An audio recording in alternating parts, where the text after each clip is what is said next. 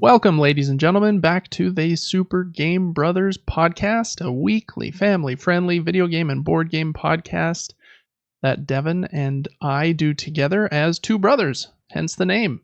My name's David, and I am joined by the heretofore mentioned Devin.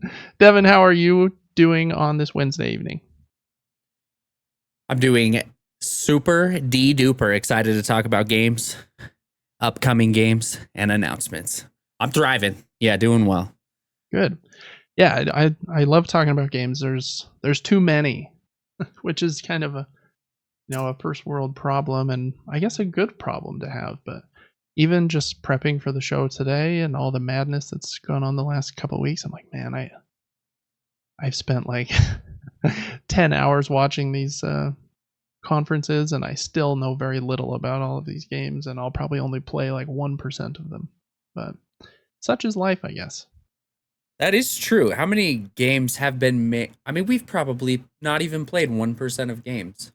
Oh yeah, not even. I think in PlayStation's report last week, I think they said there's 9,000 games on the PlayStation Store. And I think Steam has a couple thousand new ones every year. And yeah, there's just so many. And then, so it is just crazy nowadays, especially with how much easier it is for people to make games. I think on the original Nintendo, there's only like 800 total games in like the 10 years that thing was sold and made. So just a different world today. Especially if someone like me, I really like small indie games that kind of are unknown and try weird new things, and there's like a limitless number of those.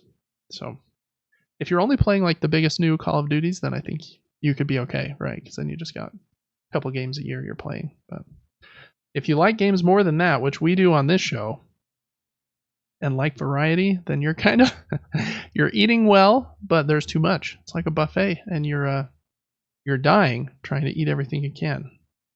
A little gluttonous. All right, Dev, I got two things I wanted to ask you today. First up, last week we made some fun predictions about the NBA Finals, and I think you were Mavs in 6, and I was Mavs in 5. How are we feeling at this point? I don't stand by that. Celtics in 5. Celtics in 5. Celtics in 5. Okay, what about this? Porzingis, I don't know if he's even playing tonight, and is supposedly has some rare injury and might be out for a bit of the series. Does that change your estimation at all? What team's he on? He's the very tall European player on the Celtics. Oh, frick. Goodness. I mean, it might go to 7 games. I don't know. I can see Dallas figuring some things out and making it happen, but yeah, the Celtics, like you called it, are very stacked, and it's just like they have an answer. They are very stacked. I think that this Porzingis thing hurts them. I'm just Googling it right now. He's not playing tonight in Game 3. So I do expect Dallas to win, by a 10 or 15 or something. If they don't, then obviously they're in a ton of trouble because it's almost impossible to win after going down 3-0. Nobody ever has. So yeah, they have to win tonight. And yeah, if Porzingis is playing, I think he had like 23 points in the first game or something. So he's kind of like a wild card that has a bit of sway here. But yeah, I was Mavs in 5, and I'm a little nervous. I want the Mavs to win, but Kyrie has not looked good. Shot really bad. Yeah, it seems like he struggled. Mm-hmm. They've really suffocated him on defense.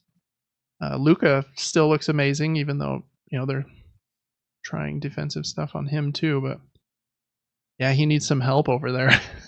It's just when he's the only answer. Luka with 35 points, and then the Celtics have their 5 superstars: Drew Holiday and Jaylen Brown and Jason Tatum and what's the other guy who can't remember his name, and Porzingis. So yeah, it's just hard to match that with just Luka, but we'll see. just a little heads up here. As a sign of our undying love for this podcast and for everyone that listens to it, that game, I think, just started, and we're missing it by recording this this episode. So just want you to let you know that we love you more than a finals game that only comes around once a year. So put that in your heart. Remember that next time you're, I don't know, eating some pizza at 11 o'clock p.m. Just think, yeah, those Super Game Brothers, they do like me. They like me a lot. The other thing is true. The other thing I wanted to mention, a couple weeks ago, Devin, we were talking about Starlink and the internet that we experienced up in Idaho, and I briefly mentioned how much debris there is in space. I got really interested after that conversation, so I started Googling it, and I found this website. It's on NASA's website, so I believe it's true, and they have this whole program about orbital debris. And man, this is nuts. So they say they kind of categorize everything here in how much debris there is and the different sizes. The debris is like different exploded asteroids and spacecraft, upper stages of launch vehicles from rockets, payloads, debris intentionally released during spacecraft separation, created as a result of collisions. Anyways, anything man-made. They even say tiny flecks of paint released by thermal stress or particle impacts. There are 9,000 metric tons of space debris orbiting Earth, and they put them in different categories based on the diameter of the object. So there are 25,000 objects that are larger than 10 centimeters in diameter. That would be like 4 inches or something. Right. So 4 inches, what's it, like a baseball? Might even be a little bigger than a baseball. I'm not sure. So you got 25,000 objects, a little bigger than a baseball. Between 1 and 10 centimeters, there's 500,000 objects. And then larger than 1 millimeter, there's in excess of 100 million objects. The scary part here, and this is where I want to see if this ignites. Oh, that's a good picture you've got pulled up, Devin. There, look at all that crap. So much. I can't decide if this is AI or what this is, but yeah, I don't know. Yeah, it's a lot. But they talk about how fast these things are going. They're at different ranges from the Earth too. But anyways, I wanted to read this part here. How fast is orbital debris traveling? In low Earth orbit, orbital debris circles the Earth at speeds of 7 to 8 kilometers per second. However, the average impact speed of orbital debris with another space object is approximately 10 kilometers per second and can be up to 15 kilometers per second, which is more than 10 times the speed of a bullet. Yeah, I mean...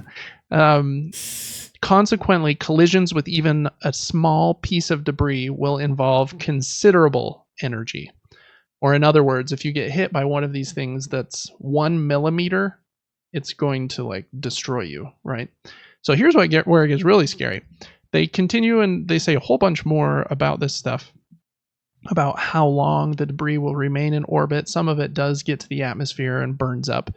And here it is, number 13. Is re-entering debris a risk to people and property on Earth?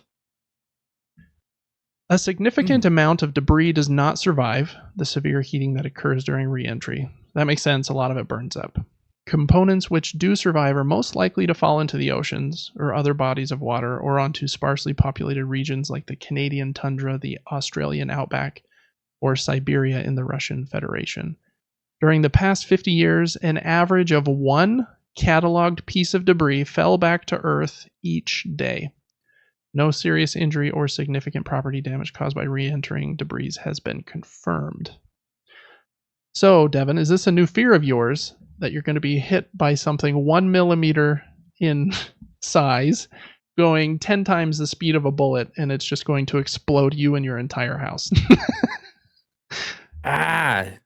Well, is it still going that fast when it enters the atmosphere? You're or does right. it slow down? It would definitely slow down because of the It would just be the air falling speed, particles, right? But Now, I am not sure at that speed how much it would slow down before it hit the ground. My question is, why are they saying like it's more likely that it's gonna hit an uninhabited place? Like, I understand why they would say it's more likely to hit water because the Earth is so much water. Right. But they're like, if it does hit land, it's gonna hit somewhere that's uninhabited. Like we have control of. Yeah, I was confused about that to too. I wonder if like a lot of them are perfectly orbiting like with the Earth's rotation, like so we know that they're kind of always over the same region. But I don't think the Earth rotates quite that fast though. So I imagine that these objects are going way faster than the Earth is rotating. So yeah, I'm not sure how they know that. Maybe they're only at like very specific like longitude and latitudes. But it doesn't look like it based on these pictures. Anyways, I just thought that was kind of an interesting and kind of scary thought. 9,000 Yeah, it is. It doesn't tons. really. It doesn't make sense if you were to, let's say you got in a rocket and you start heading out. How are you not just asking for death? You exit. You're not going 6,000 or 6 kilometers per second. Right. You just exited, and you're not going with the orbit. All these things are coming sideways at you, mm-hmm. and you're just like, we're just gonna dodge every one of them because we want to. Yeah, I mean, it seems like very risky. They do have a section here about that. Does the International Space Station have to dodge orbital debris? And it says the U.S. Space Surveillance Network regularly examines the trajectories of orbital debris to identify possible close encounters. If another object is projected to come within a few kilometers of the International Space Station, the ISS will normally maneuver away from the object in the chance of a collision, if the chance of a collision exceeds 1 in 10,000. This occurs about once a year on average. And it says, continuing on, how is the International Space Station protected against orbital debris? And they use high-pressure tanks and like strong materials, I guess, to be able to withstand the impact of debris as large as 1 centimeter in diameter. The risk of it being struck by debris larger than 1 centimeter is slight, and ways to reduce this risk are being investigated. So yeah, it just seems like you're asking for trouble going up there. Like you could have your spaceship could, work perfectly, and you're the smartest astronaut ever. But here comes this 2 centimeter piece that for some reason got past their sensors or whatever, and boop, ship blows up. I don't know. Yeah, it seems like a mess. Weird. Yeah, they talk about a lot more things about, like, I guess there was a big asteroid or spacecraft explosion that caused a lot of it. They have new policies in place to try not to create any new orbital debris, but I imagine anytime, like, you go outside the atmosphere, if it's that even little flecks of paint on the ship, like, kind of melting off or whatever, create new ones. Yeah, nuts. Outer space. I would think that the way to do it would be, like you said, using the hardest metal. Because let's say a plastic marble is going 6 kilometers per second. That thing's hauling A, by the way. And smacks into a really solid piece of metal. Even at that speed, I think all that happens is the plastic just disappears, right? Yeah, I would imagine that little marble like kind of explodes. But doesn't do anything. Yeah, depending on how strong, I guess, the material is. I don't know what that would have to be and how thick it would have to be. That probably makes another issue with, like, yeah, we could make it thick enough to withstand all of these things, but something that thick we could never fly out into space because it'd be too freaking heavy. It's probably so annoying working at NASA because you have like all these unanswered questions and nothing ever works. Yeah, or you have the 100 smartest mathematicians in the world, like, working on all of these projections and theories and mapping all of this debris, and then one little thing goes wrong and 10 people die. Yeah, I don't know. I'm glad there's smarter people than me, and I think this is, we've talked about all the ways that artificial intelligence is maybe like taking away jobs and hurting people. If the AI can track all of the space junk, let them do that. I think that's a good thing. Maybe I agree. The AI can, in like a decade, they can build their own little robots shoot them out into space to clean up the junk. There we go. Now we've solved it. Well, when you're going to bed tonight, think about a 1 millimeter piece of space debris just smashing through your forehead, and that'll help be you really sleep nice good. for me. Yeah. All right. Well, this is the Super Game Brothers video game and board game podcast. Like Devin mentioned at the top, we love talking about games, so we do every single week. This is our 11th episode. We're still pretty new, but hey, we're in the double digits. So I feel like we're maybe like a toddler, just kind of learning to walk. We might fall down the stairs a couple times. We might hit our head on the wall, but at least we're moving. I don't know that I love that analogy, but there we go. Some ways that you can support our show. Listening is probably the number one way. We really appreciate you for listening. You can find us on Apple's podcast services, Spotify, iHeartRadio, CastBox. The video version is also up on YouTube every Monday. And if you want to see the video version or hear the audio version 3 days early, then you can get that on Patreon at patreon.com/SuperGameBrothers. We also do a lot of free stuff over there on Patreon, so you can follow us totally for free over there. And we have all kinds of different perks. Like I mentioned, you can get the show early. You can submit listener questions to the show. We do a monthly Q&A. You get your name in the credits. All kinds of goodies. We also have a monthly giveaway. And this month, for the month of June 2024, we're giving away either a pretty beefy board game. You know, it's a big kind of Ticket to Ride sized box.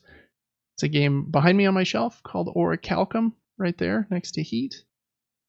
It's a really fun game where you're trying to make a new Atlantis since Atlantis fell into the ocean. And it's a race to 5 points against the people you're playing with. And it's a good time. I really enjoy that game. Or you can get a $50 gift card. And I said this, and it is listed in the giveaway.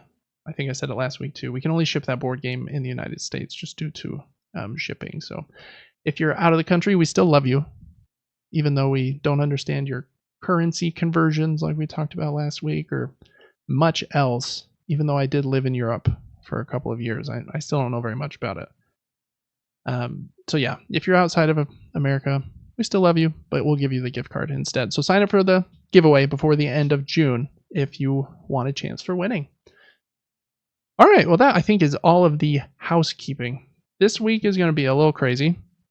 We're going to start with what I'm calling this week the news super mini nuke, because I've condensed it to be even smaller than normal so that I only put just the smallest amount of extra debris in space with the mini nuke. And then we're going to go into a new, I won't even call it a new segment, a special segment today, where we are going to talk about each of the, I think there were 5 different video game showcase presentations that happened over the last week.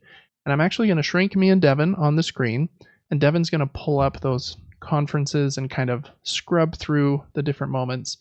That's going to be muted, so we're still going to be talking if you're listening just with audio. Shouldn't miss anything really, but if you do want to see any of these games and didn't get to catch a chance to watch these events live, then there is that as well on the video version. We'll see if it works. We're recording a bunch of extra things today, and Devin's computer might crash from the extra load we're putting it on it, but I think it'll be okay. Devin's computer is probably more expensive than my car, so it'll be good. All right, so video game news super mini nuke for today. There is not much. We've got the games that are new to subscription services, and there are a few here. PlayStation announced just today the games that are coming to their extra and premium tiers on the 18th, which I believe that's 6 days from now. That should be next Tuesday. Those games there are 10, I believe, in extra. They are Monster Hunter Rise, Football Manager 24, Crusader Kings 3, Monster Energy Supercross, the official video game 6. I didn't realize there were 5 other ones, but there's number 6 for you. After Us, Anno 1800, Police Simulator, Patrol Officers, Far Cry 4, and 2 Lego games, Lego The Hobbit and Lego The Incredibles, which I'm sure my 2 little boys will enjoy. I am kind of intrigued to try this Monster Hunter, which is supposed to be awesome in multiplayer.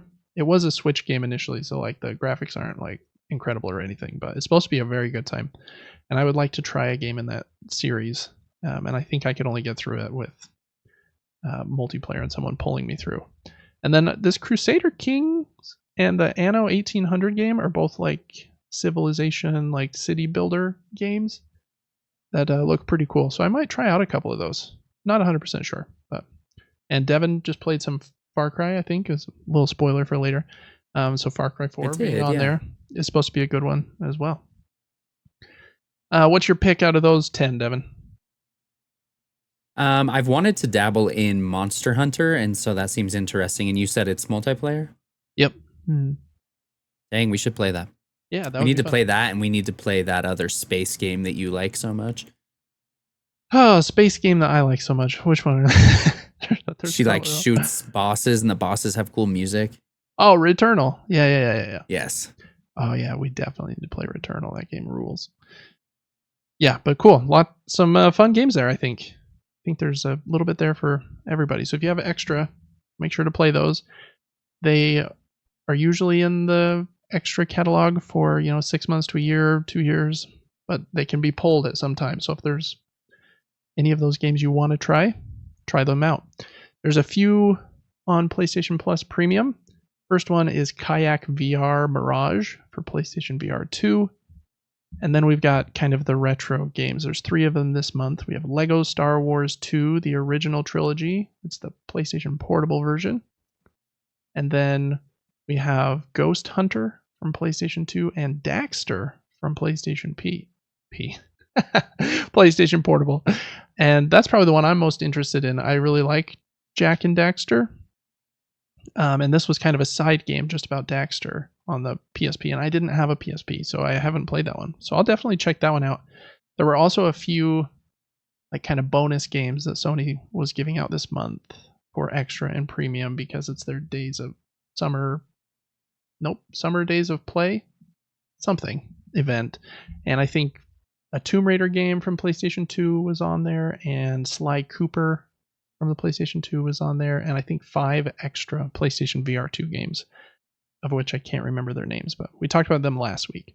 So lots of stuff on PlayStation Plus if you have PlayStation Plus, and just a reminder, if you only have the Essential tier, make sure to claim your 3 games for Essential. That's SpongeBob SquarePants The Cosmic Shake, AEW Fight Forever, the wrestling game, and Streets of Rage 4.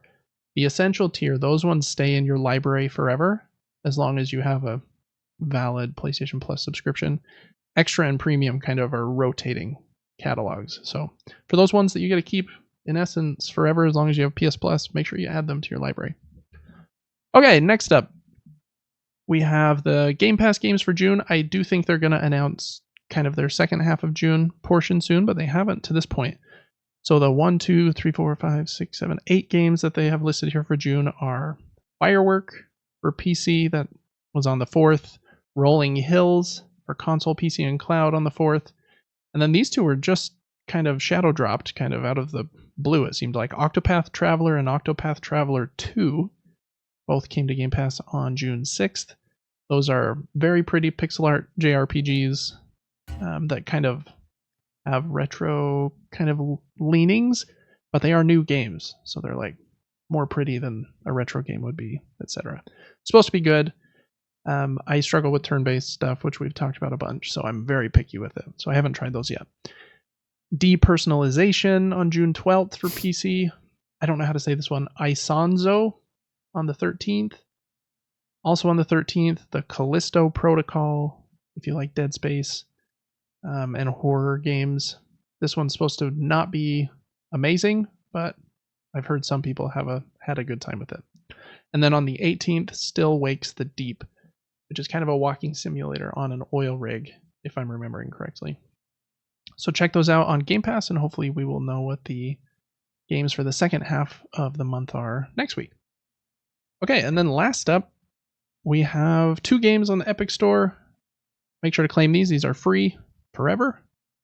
Redout 2 is my highlight of the couple games here. It's basically like Wipeout, a very high speed, like spaceship racing game with tracks that like do loops and all kinds of stuff.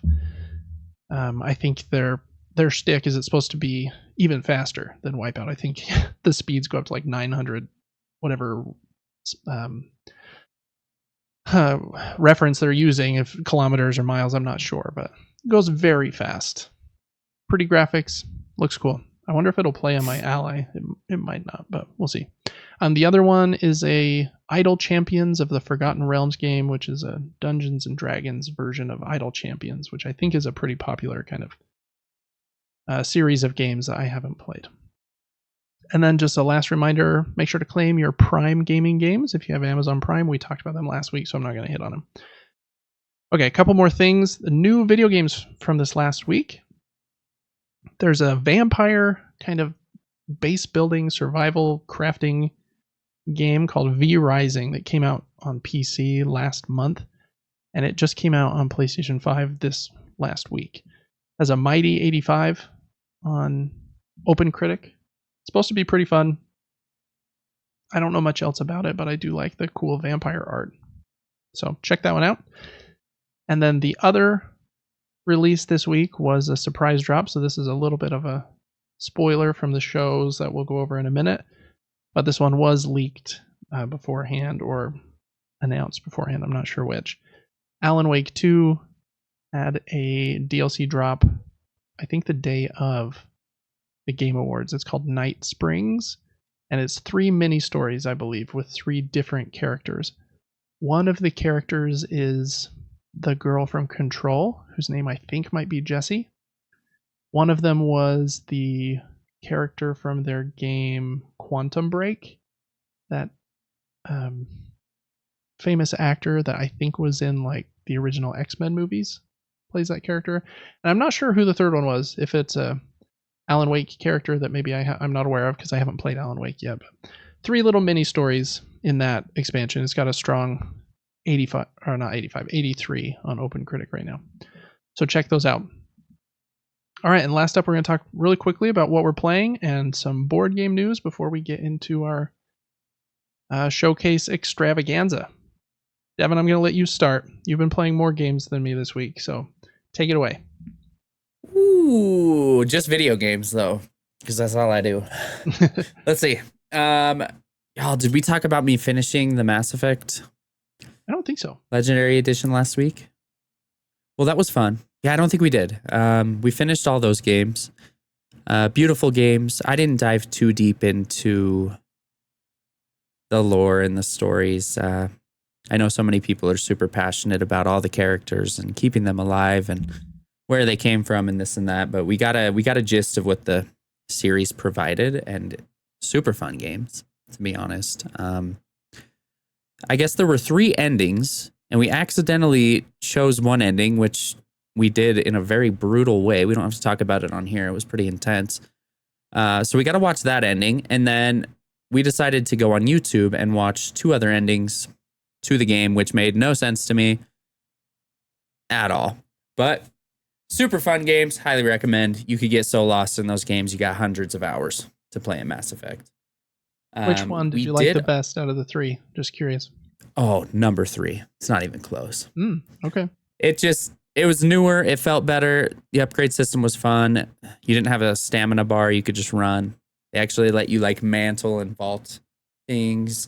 Instead of the game being so linear, you could actually like, drop off this edge onto a vent. And they just introduced a little more movement, and it was beautiful. A little crisper. Yeah. Okay. Yeah, I would say 3 was the best, but some people don't like that answer, and that's fine. I think that's the cool thing about those games is everyone, because of the many branching paths and different endings, you can kind of have a different experience. Like, you can have relationships with different people, and so you might like the 3rd game the best, but someone else had a different experience in the 2nd one, so they like that one better. I like that kind of idea. I think it's weird when someone says like, no, you need to go back and do every ending and you need to play it the exact way I did. I'm like, why? I'm a different person. Like, I made different choices, and I think that's cool. Yeah. What else have I been playing? We dabbled a little bit in Far Cry 6. The only Far Cry game I've ever tried. I think we only played it for a day. But it was fun. Super pretty. Didn't really know what was going on. I got to dress an alligator.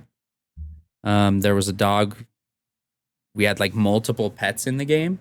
And I don't know how many pets there are, but they were super creative and funny. And they, like, for example, if you take the dog pet, you can distract enemies with its cuteness. Super weird. And then the alligator is like, I'm going to eat your face off. And the alligator was wearing like bling and stuff, which was cool. That game was fun. The gunplay felt super good, but I don't know too much about it because we didn't give it much of a chance. Someone bought us the third game I've been playing, which is Cyberpunk 2077. Almost forgot the name. And that's basically, it feels like a futuristic GTA.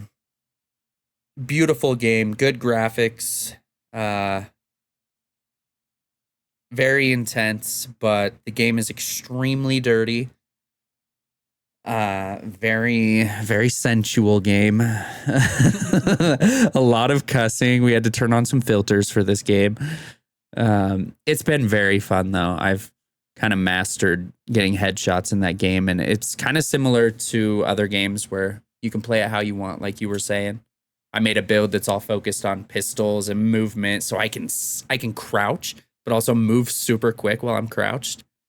So I'm like a demon in the night, and I'm hitting headshots and doing high damage with pistols. And yeah, I'm excited. I'm excited to play that game more, but they've gone a little above and beyond trying to make it as crude as possible. And I don't know. It's fun that's fun for a time, but it kind of gets a little bit old. Yeah. Yeah, I could see that. I think the game looks, it's like incredibly like beautiful, and the gameplay systems are like super impressive. Being able to drive the car around like Night City, and then you got the boxing mini game and all of the different upgrades you can do with like the mutations to your body to like replace your eyes and limbs or whatever you want to do. I think all of it's super, super cool. But yeah, that's just one of those games I've just kind of determined I don't I don't think I'd be able to just kind of handle the hardcore vibe. Like you said, I can handle that for a minute when I'm like watching Breaking Bad or something, but it's hard to play like a 40, 60, 80 hour like a game in a short time frame too, because you'll just you'll play 7 hours a day for a week and finish something. So that's probably a lot, I would imagine. Cool. Well, you've had quite a smattering there of I be gaming. Yeah, you do be gaming. Make sure to check out Devin, who do be gaming, on Twitch, Player Forward, and on TikTok at Player Forward TV. He streams Monday through Friday at around, remind me, 6 a.m. Pacific. Whenever I feel like waking up. No. It's supposed to be like 6 to 7 a.m. Mountain Time. Okay, which would be 5 or 6 a.m. Pacific Time. Somewhere in the morning, Cool. For me, I've only been playing one video game this last week. I had another segment of my Animal Well playthrough go up on YouTube. I've talked about this game extensively, so I won't talk too much more about it. But just that it continues to be amazing. The puzzles get way deeper as you get past kind of the original main quest ending. I'm actually keeping notes. I have this notepad here where you can see my like scribbles of what do different things mean, and I won't keep them on the screen too long, but like I've written crow and duck and rabbit and different directions here, because you kind of have to. Wow, that's dedication. You have to cross-reference and remember some things, and you could do it with like a screenshot, but I've just found it's easier for me to either take a picture with my phone or write it down, because then you've got to go somewhere else on the map, right? And kind of hard to remember that unless you've written it down. So yeah, it's really great. I like how you also start to be able to move around the map a lot faster in the end game too, without saying too much. So as you start to slowly uncover these more elaborate and difficult puzzles, you can get to like the areas you need to faster, which is really handy.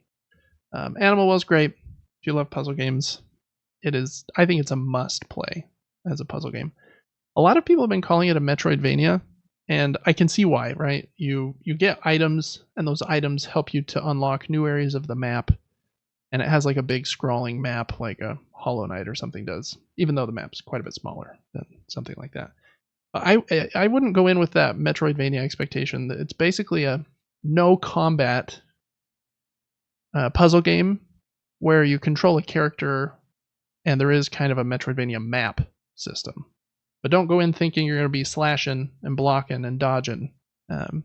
It's, first and foremost a puzzle game with a Metroidvania map, like I said. So that game is so good. Recommend it to everybody. I'm going to say it again. If you have PlayStation Plus, it is free on Extra, the middle tier. Play it for free if you have Extra. It is definitely worth free.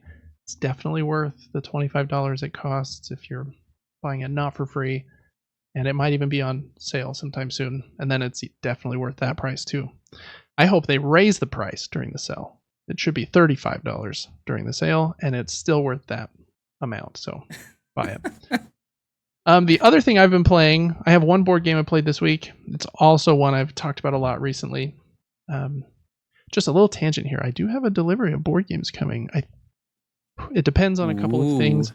They hold your order if your order contains a pre-order item. And one of the like 7 or 8 games I got is a pre-order, but the pre-order is supposed to release in June sometime. So whenever that game is out of pre-order status, they will send my entire kind of 20-pound giant package of board games. Anyone that buys board games regularly does this, but board game shops generally have better prices than Amazon. Like Game Nerds or Miniature Market or Tabletop Merchant are 3 that I've used pretty often. But they generally don't have free shipping because shipping stuff is expensive, and shipping heavy boxes full of heavy cardboard is also even more expensive. It's not like this is a piece of mail or a DVD I'm buying from Amazon. They're heavy. They might be 5 pounds each or something. So shipping on these sites is usually not free unless you get beyond some dollar threshold, like $75, $100, $150. So usually I kind of keep these games in a wish list of sorts until I can get past that threshold so that I can get them for free shipping at the better prices that these shops have. So that's why, you order 6 or 7 at a time, and because you might be a little obsessed, but that's one thing to do. So a lot of new board games coming, which will be fun. I'll have some unboxings and new stuff up on Gaming Top Down, and some new games to play. The game I did play this last week, I played a 2-player game of The White Castle, which I've talked about a lot. It is a dice drafting game. You take a die off one of the 3 bridges, and then you put it somewhere on the board in one of the 5 White Castle rooms, or one of 2 other special spots. And then you do something based on which die you took and where you place it. Game is wonderful. I really like it. In 3 and 4 players, I really love it. The 2-player game that I played with Lacey, and it's actually what we recorded for Super Game Brothers Advance this last week. So if you want to see me play through a board game with my wife, that's what we did. We played it. I played through it together. It is up on Patreon, patreon.com/supergamebrothers. I think it took us about 45 minutes to an hour maybe to play through that game. In 2 players, they changed one rule, which makes it a lot tighter and potentially a lot meaner. In a 3 or 4 player game, when you take a die from the bridge, you can place it in a room. And then on a later turn, someone else can take a die from the bridge and stack it on top of your die. So each room basically can take 2 actions. And there's 5 rooms, like I said, so there's kind of 10 actions. In a 2-player game, no stacking is allowed. And so once Lacey puts a die in a room, I cannot use any of the actions in that room for the entire round. And there's only 3 rounds in the game. And so it gets way more difficult because this game's all about like planning these combo turns where, okay, I've saved up the pearls I need to do this, which will let me do this, which will let me do this and activate that room, and then let me do this. And so your combos just break a lot easier because the rooms get locked down and can't be used. So I don't like this game as much at 2 players, to be honest. But it was still a fun time to play with Lacey. She's great, and we had a fun time playing it. I think this is in the future going to be a 3 and 4 player game for me, or a solo game. It has a good solo mode, but 3 and 4 players is where this game's at. White Castle is still great. I have a review up on Gaming Top Down and that playthrough up on Patreon, where it will be exclusive for at least a month before it will probably come over to my board game channel. So that is the games we've been playing this last week. Really quickly, there's a couple items in board game news that we're going to go over before Devin pulls up these conferences and we talk about all of the video game stuff. In board game news, we've got number 1. There's this website I use pretty often to plan this show called Dicebreaker. They do a really good job. They present the news. They have some good editors and stuff over there. I think 3 weeks ago, either Dicebreaker or Dicebreaker's parent company was purchased by IGN. And after the purchasing, a lot of the staff at the different sites that IGN has bought are being let go because they're redundant, right? IGN already has a few people that write about board games and stuff, so they obviously don't need everything. So Dicebreaker's kind of been on hold. They haven't published a new article or video since that purchase.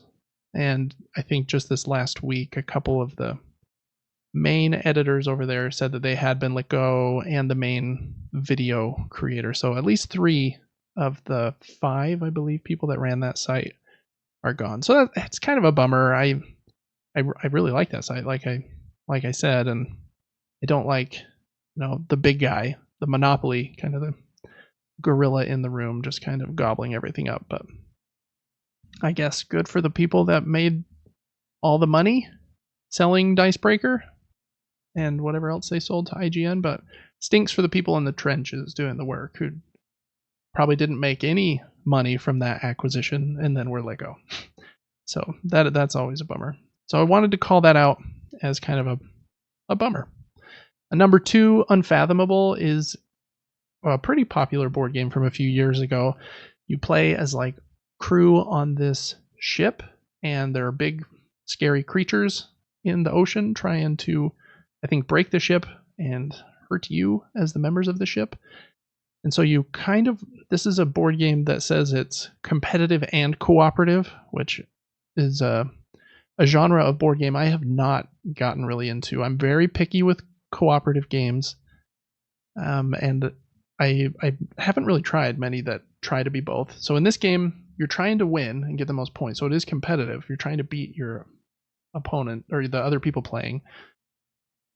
But you kind of work together at the same time to defeat these monsters that are hurting the boat. You, as a team, have to use a shared pool of resources, I believe. But then 1 or 2 of the players will be, what is it called? Like a betrayer who's trying to, similar to something like Among Us or Werewolf or Secret Hitler, these famous games that have used this kind of social deduction, hidden roles, betrayer isn't the right word, but I'm going to keep saying it because I can't think of the right word. So you have to try to discern which of the people you're playing with is trying to sabotage the mission. And if you can figure that out, I think you get some kind of bonus as well. So kind of a cool idea for a game, but I think it takes the right kind of social group for somebody that isn't just the loudest and most aggressive of the social group to just kind of dominate social deduction games. So I haven't played Unfathomable. That was a lot of background about it. It's getting a new expansion called From the Abyss. It is available to purchase now from Fantasy Flight Games store, and at retail it adds some new threats, new resources, new cards for the Mythos deck, prelude cards that kind of modify the starting position for some more variability, and 8 new playable characters. So if you like Unfathomable, you have that to look forward to. Check that out. And then the last one, I put this on here just because Zoo Tycoon I think was a cool game back in the day. It was made into a board game a couple years ago. I don't think that it reviewed very well. I know that Dice Tower and Tom Vassell didn't really like it. Said it was more complicated than it needed to be. And there are other games that kind of do what it was trying to do better. But anyways, if you like Zoo Tycoon, that's great. It's getting an expansion as well called New Shores, which adds kind of water animals and a focus on that kind of animal. And that is also going to launch on Kickstarter on July 2nd. So if you like Zoo Tycoon, the board game, look out for that one. Okay, those were the 3 board game items for the week. Last one, we're going to go over Crowdfunding Corner, which we always do. And this week, I'm only going to go over one. This is probably the biggest game of, the month. And yeah, this will be good. Devin can pull it up on the screen, maybe even. So I'll move. Oh, I got it up here. And this will be a good time to make that transition. This game is called Grimcoven by Awaken Realms. Awaken Realms makes very big, bombastic games with humongous and fancy miniatures. They have made some games that people really love. One of them is called Nemesis. And in that game, it's basically Alien, the board game. You have to protect your ship from these invading aliens. And it's kind of a semi-co-op where you're all working together to make sure the ship doesn't break down, but somebody might be trying to backstab the rest of the group. But the aliens are usually what ends up killing you. That one is very popular and famous. It's had 2 or 3 versions and expansions. They also did ISS Vanguard, I think, just last year, which is a big game. Devin, what does this game, just on first blush, I mean, it is Bloodborne to a T. How blatant is that picture we're looking at right now? Oh, my goodness. 3 of what they call hunters who are obsessed with the hunt, standing in front of a big Gothic castle, which is right in front of a giant red moon. It's crazy that no one else has made a game like this yet. That's nuts. I mean, there has been it is true. Yeah, never seen this before. Lots of black robes and guns that turn into swords and stuff. I am really surprised. It looks amazing. It really does. I'm really surprised that Sony doesn't step in and be like, yo, you got to move the moon or something. Like, this is a little too on the nose. They try to separate it a little bit by, instead of collecting blood echoes like you do in Bloodborne, you collect lament. And I'm like, okay, that's like basically the same thing. But anyways, it does look pretty cool. It's a big game that has kind of a retail version that has cardboard standees for all the players and the enemies, but I don't think anyone that plays an Awaken Realms game really buys their $50 retail version. They're buying that $200 version that comes with the 30 awesome miniatures and the fancy boards and the marbled dice and the play mats and all kinds of stuff. How this game works is it is a boss battler. So you kind of start with a map, and there will be a boss that has a bunch of adds, so minions and maybe a couple of elite minions, and you have to fight them. And if you defeat the boss, then you win the scenario, and if you die, then you obviously didn't win the scenario. I have not played many boss battlers because most of them also employ this, we're going to throw in 50 miniatures and make this game cost $300 or $400. And I struggle with, I don't know, it starts to feel like a turn-based video game, which I guess is in essence what a board game kind of is. But when it's this on the nose, I'm like, man, I could just be playing Bloodborne. Or this, plays a lot like, who makes those really good computer RPGs? It's like Divinity Original Sin or Baldur's Gate, right? I'm like, in that scenario, I'd rather play the video game and let the video game take care of all the die rolls, all the math, all of the administration. But I don't know. Maybe I would like a boss battler. I've just never played one. This, if I was going to try one, this is the one I'd want to try. Or the one that, Devin, you have. You have the Bloodborne game. And maybe we should try that to figure out if we like boss battlers, because I haven't really tried it. Yeah, we could do that for an advanced episode. Yeah, that would be fun. It has some cool miniatures, too. Not to this level, for sure, but it has some fun ones. These are very detailed. Yeah. This one is it's driving me nuts because I want it, but I can't afford it. Like, it's the hard part is that pledge you're on the right of your screen is $199, right? It comes with the game, and this is the special edition of the game that comes with all the minis. Comes with the playmats and like an art book and a couple of other things. But then they get you a couple of other ways. Their miniatures come in 2 different versions. They have like solid gray, just like regular minis, so that most people would paint if you're really into miniatures. Or they have these ones that I think they call Sun Drip that have kind of this cool kind of orangey gray that kind of accents all of the contours for people that don't plan on painting so that they still look cool, even if you're not going to paint them. And the Sun Drip models are like 40 or 50 bucks more. And that's definitely the ones you would want. Unless you're really into painting. I have zero artistic ability, so I don't think I want to paint those, even though that might be a fun thing to also try and do one day and film, and everyone could laugh at our terrible painting. But anyways, yeah, the art in the game is really cool. I mean, again, how much can you rip off Bloodborne? It has this cool feature where you have this nice board that tracks everything for you, and you roll your dice on your turn, and they go in this special slot on the left of your board. As you defeat monsters or move to certain spots on the map that have these red lament tokens, you gather more and more of this lament. Oh, and that picture right there, Devin, you're looking at. When you get past, I think, 10 lament, your character transforms. So you flip the board over to your like beast, like transformed side, and a different miniature would be replaced with yours. And your character becomes stronger, but like more dangerous and risky to use. You might accidentally hurt your teammates and things like that. So it looks pretty cool. I need to watch a couple more gameplay videos of it just to see if I think I would like it, because I'm uber torn with this one.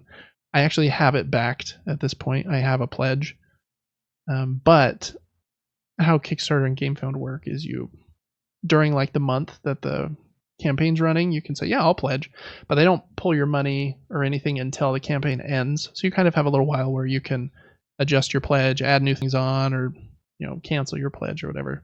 I'm planning on canceling it at this point unless I really get sucked in. It does look really cool though. It looks so cool. I'm losing my mind. It looks amazing. Yeah, it does. So I don't know. Maybe we should get it, and maybe we'd love it. I just don't know. It definitely looks like a Bloodborne Devin game though. There's oh my gosh, this aesthetic is so amazing to me. I just love my horror stuff and this gothic look. Yeah, it's very, very cool. And those minis, they are something else. So yeah, I'm super torn by this one, but it was the one I wanted to call out this week. It's the one I mentioned last week, Devin, that I thought you were gonna like. Okay. Because yeah, it's pretty awesome, and you wouldn't even really look at that standee next to that. Scroll back up just a tiny bit, a little bit more. You wouldn't want to play with that standee right there on the right, would you? That little cardboard thing. Oh no. Yeah, you want that big mini. They're fun. But they're a lot more expensive. I think I could get the game because I like held the art book out and a couple of the other like extra things for $250 shipped. But that's still a lot. It's a lot. I could take the playmats out, I guess, and do it for $230. But I'm like, oh, I like playmats. Like that seems like it would add some value to the organization of the play. But yeah, I don't know. Very cool looking game. If you like Bloodborne, if you like boss battlers and big board games, I think the box says it's a 2-hour play on average. And I think it comes with like 5 or 6, maybe even 7 different bosses. And then before you start, you draw a bunch of cards that dictate how the map is built that game, where different things will be placed, like chests and portals, and I think which boss is going to come out and which variant of the boss is going to come out. So supposedly there's a bunch of variability there in that it feels different if I play. Even if I've played 30 times and I've played the same boss 4 times, well, it's a different variation of that boss that does different things. I think is kind of their hope there. So yeah, I'm not sure. I want it, but I want someone to give it to me. And then I guess while you're scrolling, I just wanted to do a last call on the 3 of the ones I talked about last week. Jabawala, I think looks like a fun little family weight game. Yokai Septet is a trick taker. It has really cool art. and Apotha Bakery from last week looked really cool. And they're going to be ending soon, so make sure you check those out if you haven't yet. I am backing those ones. Still unsure on Apotha Bakery, but I'm definitely getting the other two. So, yeah, look at that thing. It looks like the Bloodstar Beast or something, a little bit with wings. That is so amazing. It has a graveyard on its back.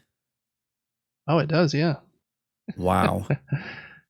I might have sold Devin. Yeah, I don't even like own many board games, but I might buy this one just to look at it. Yeah, it's very cool. And all those 3D pieces, like those portals that are printed with that cool green, like I don't even know, acrylic piece in the middle. They look nice. Wow. Yep. So that is Grimcoven in Crowdfunding Corner today. All right. Well, now I'm calling this segment of the show, You Get a Showcase. You get a showcase. You get a showcase, much like Oprah, giving out showcases like they're candy. Because this last week, I think there was 5 different video game showcases, and they're going to be a bear to get through. We're not going to go over every game. Like I mentioned at the top, there's so many games releasing nowadays, it's impossible to know everything about everything. That didn't make a lot of sense, but it's impossible to know everything about every game. But we will stop at some points because I think some of these look really cool. The first showcase that there was, and as I'm talking about these back and forth with Devin, he's going to kind of scrub through. Again, muted, it'll just kind of be on the screen. So if you want to see a little bit of the game, then it's here. First up was one that it leaked a little bit early, like a week early, but I was like, I don't think that sounds true. But it was. It's Lego Horizon Adventures, which is a cool looking Lego game.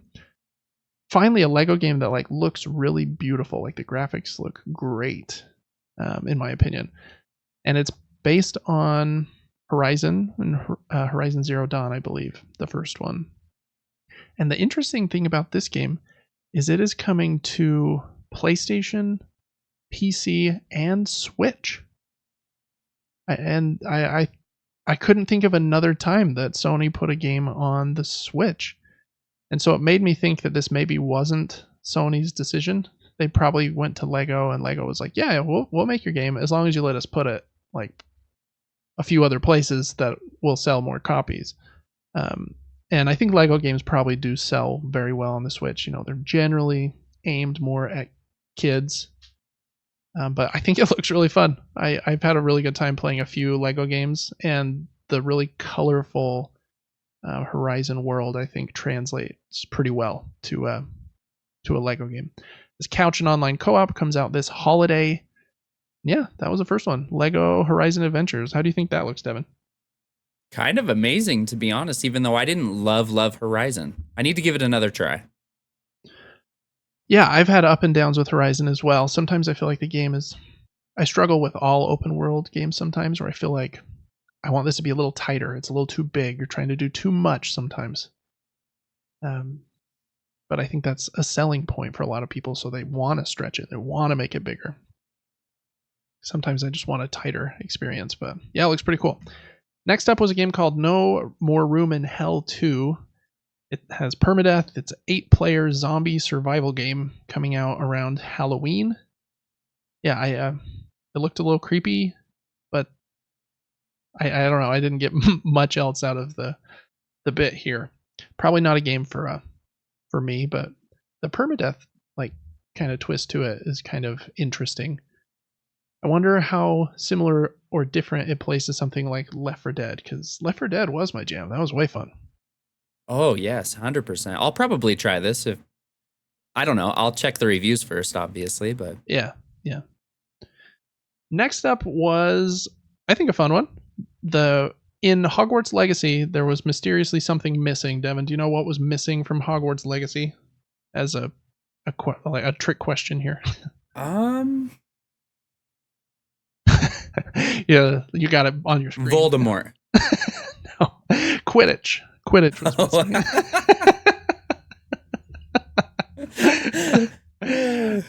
Yeah, and some people were pretty mad that Quidditch wasn't in the game. I think they had some reason. I don't remember. The headmaster shut down Quidditch for the year, but there is an entire Quidditch game. It's coming on September 3rd, I think, to all platforms: Switch, PC, PlayStation and Xbox. And I thought like the aesthetics look really cool and fun. I don't think this trailer showed any gameplay, and I don't know if it's like free to play or if it's a $40 game, $60 game. I maybe should have looked up some more of these details, but just from the trailer, it could be really fun. I hope that it can kind of capture what Rocket League captures with, hey, have something colorful that is easy for someone to start. Oh, look, available from day one with PlayStation Plus. So if you have PlayStation Plus, you'll be able to play it for free on day one. So that's cool. So it must not be a free game. Maybe it's $20 or $40. I don't know. But I hope, yeah, they can capture that as like anyone can play it and feel like they're having a good time, but there's a high skill ceiling. That's the way it will stick around, is if there's a lot more to the game than just, okay, I caught the snitch in 20 seconds and we win. Because that's kind of the downfall of Quidditch, in my opinion, is the randomness of the snitch. Makes for some fun books and movies, but as far as like a game is concerned, it'd be like if Luka Doncic pulled up from half court and is like, oh yeah, if I make this shot we win. And so it's just a little crazy, and technically I don't think you win. I think you get 150 points for getting the snitch, but that's usually a win. The next game is Mousetrap, the video game. Yeah, it kind of looks like that. It's a 20-player co-op prison escape game where you play as dudes with big mouse heads called Cuff Bust. And yeah, it just looks like a silly kind of co-op game where you're trying to escape from prison, and I'm guessing silly things happen. I think they hijack this helicopter here in a second. Looks kind of silly. Next up was a very short trailer for Star Wars Outlaws. We'll talk more about Star Wars Outlaws in a little bit because it was shown, I think, with like a 20-minute gameplay demo at the Ubisoft event a few days later. So not much here in the Summer Game Fest. Next up was a game called Neva. It's an indie game from the team that made, I think, Gree is how it's pronounced. And it's a 2D kind of artsy indie game. Looks pretty cool. I like indie artsy games, are kind of my jam. So excited to try this one out. Comes out later this year. Next up was Civilization 7. And I don't think they showed too much about it other than maybe just a cinematic trailer, but it's coming out in 2025. Civilization is a very big series, especially on a PC. So look out for that. I think Civilization 6 is on sale right now for $2.99. I've been thinking about... I just burped in the microphone. That's what happens when you drink a Mountain Dew during the show, folks. And am I going to cut that? Heck to the no. You're going to live with that burp for eternity. That's right. Yeah, I think I'm going to buy Civilization 6 for $3 and see if it'll run on my Rogue Ally. I wonder if it has touch controls. That might help. Okay, next up was another look at Black Myth Wukong. Oh, look, he pulls this little staff out of his ear, like it's earwax in Shrek, and then turns it into this huge staff. That was one of my notes here. I wrote earwax staff. But this game continues to look pretty cool. Hit pause really quick, Devin. There's a little bit I want to just double click on here. Oh no, I used a corporate term.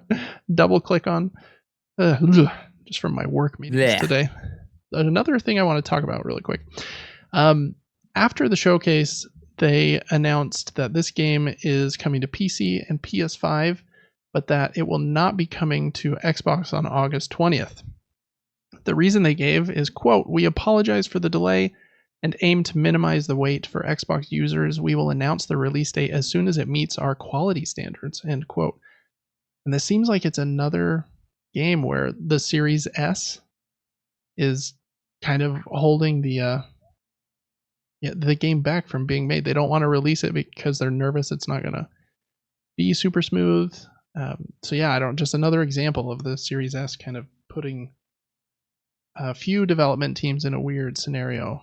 And I think there are some other development teams that have said, yeah, it was a real struggle to get the game running in a playable state on that thing. So anyways, Series S is really cool at the price point and for some of the games you can play on it, but for really pushing next gen and for just a slight spoiler, it made me a little surprised that at the end of Xbox's showcase, they announced new hardware, new Xboxes. They're not like a pro version. It's just basically versions with more storage. And they announced another Series S. I'm like, okay, I guess they're just fully committed to that thing this whole generation. But anyways, that was another bit of controversy going on for Black Myth Wukong. Not even controversy for them. I think people are just kind of upset with the Series S. But next up was a look at a VR game that's been very popular in the VR space called Asgard's Wrath. And I guess it's available now for MetaQuest. Supposed to be a very cool game. Kind of gives me God of War, like Ragnarok vibes or something in VR. And right there, IGN called it a masterpiece. It's supposed to be great. Next game I think looks pretty cool. It was shown twice during the different showcases during this one and I can't remember which. Another one coming up. And it is called Once Human. And it is a co-op game that gives me similar vibes to Remnant. And now that Devin's scrubbing, I'm not seeing this game actually. This? Nope, that's Space Marine. That's Space Marine. I think you're a little too far. I think. A little too far forward? I think so. Maybe I've got them in the wrong order.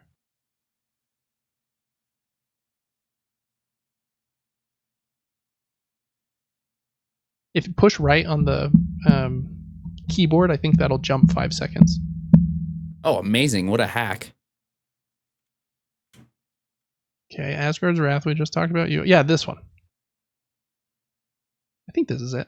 Yeah, this is, unless this is still Asgard's Wrath. I think this is the Once Human game. Gives me very similar vibes to Remnant, but it's a bit different than Remnant, but it is a co-op game. Comes out on July 9th, so I mean, it's pretty dang close. Wow. And I think it looks pretty cool. Kind of this weird... Can you play it solo? That's a good question. I am not. I already know I'm going to stream this. We got that walking house right there. Yeah, looks funky. There are some more details about this game in a conference coming up, but it does look pretty cool. Next up in the show was the game that Devin already scrolled forward to a second ago, Warhammer Space Marine 2. Sorry, occasionally there's an ad. So I skipped the ads, but Warhammer Space Marine 2 looks really awesome, actually. I've never played the first one, and I'm not like very big into Warhammer or World of Warcraft or anything, but it looks really fun. Like, it's a third-person shooter and definitely gives me like Helldivers vibes just in the Warhammer universe. Because I think you can play co-op with friends, and you're just mowing down these monsters and bugs and stuff. Looks pretty fun, actually. That one's out on September 9th. Next up, the director of Persona came out and talked about their newest game that isn't out yet, but is coming out in October, on October 11th. That is Metaphor Refantasio.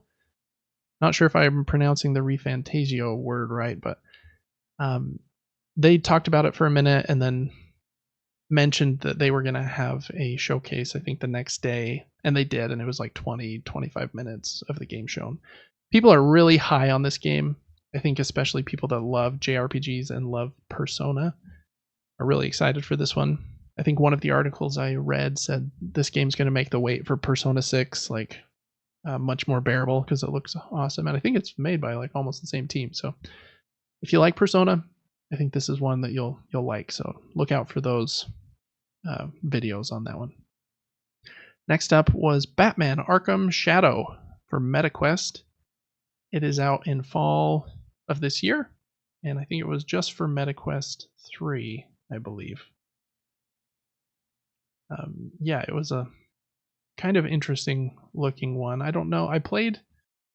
There's a Batman game on PlayStation VR that was pretty good, but anytime I'm jumping around and moving around a lot in VR, I kind of get sick.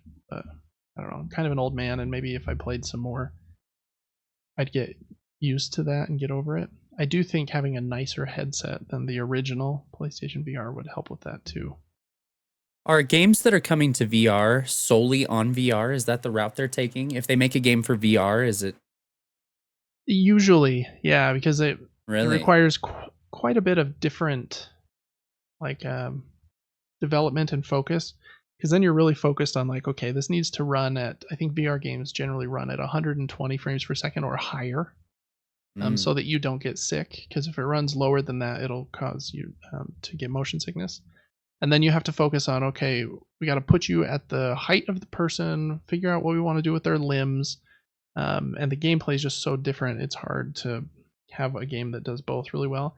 I think even with Resident Evil, where they released like Resident Evil 7 and Resident Evil Village, and then released the VR modes later, it took them quite a bit of time to like, okay, now we've got the game, we need to rework it in some way to make it work well in VR. So I don't think it's an easy thing to take a game from like flat to VR or VR to flat. But anyways, that was Batman Arkham. Next up, looks like Fatal Fury characters are coming to Street Fighter 6.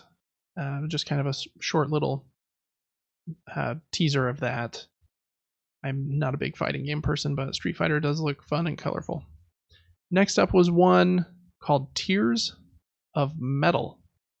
And I have written down here, you play as the Scots in some really big battles, and it's a violent action game. It's a rogue-like co-op hack and slash. Yeah, it looked a little intense.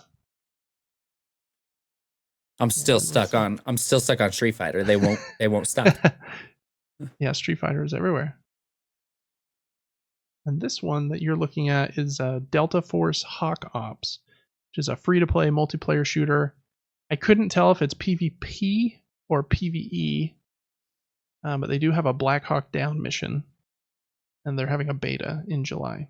So if you like first-person shooters, and this one seems like it's leaning into kind of like Ghost Recon vibes more than, or like Battlefield vibes more than like, I don't know.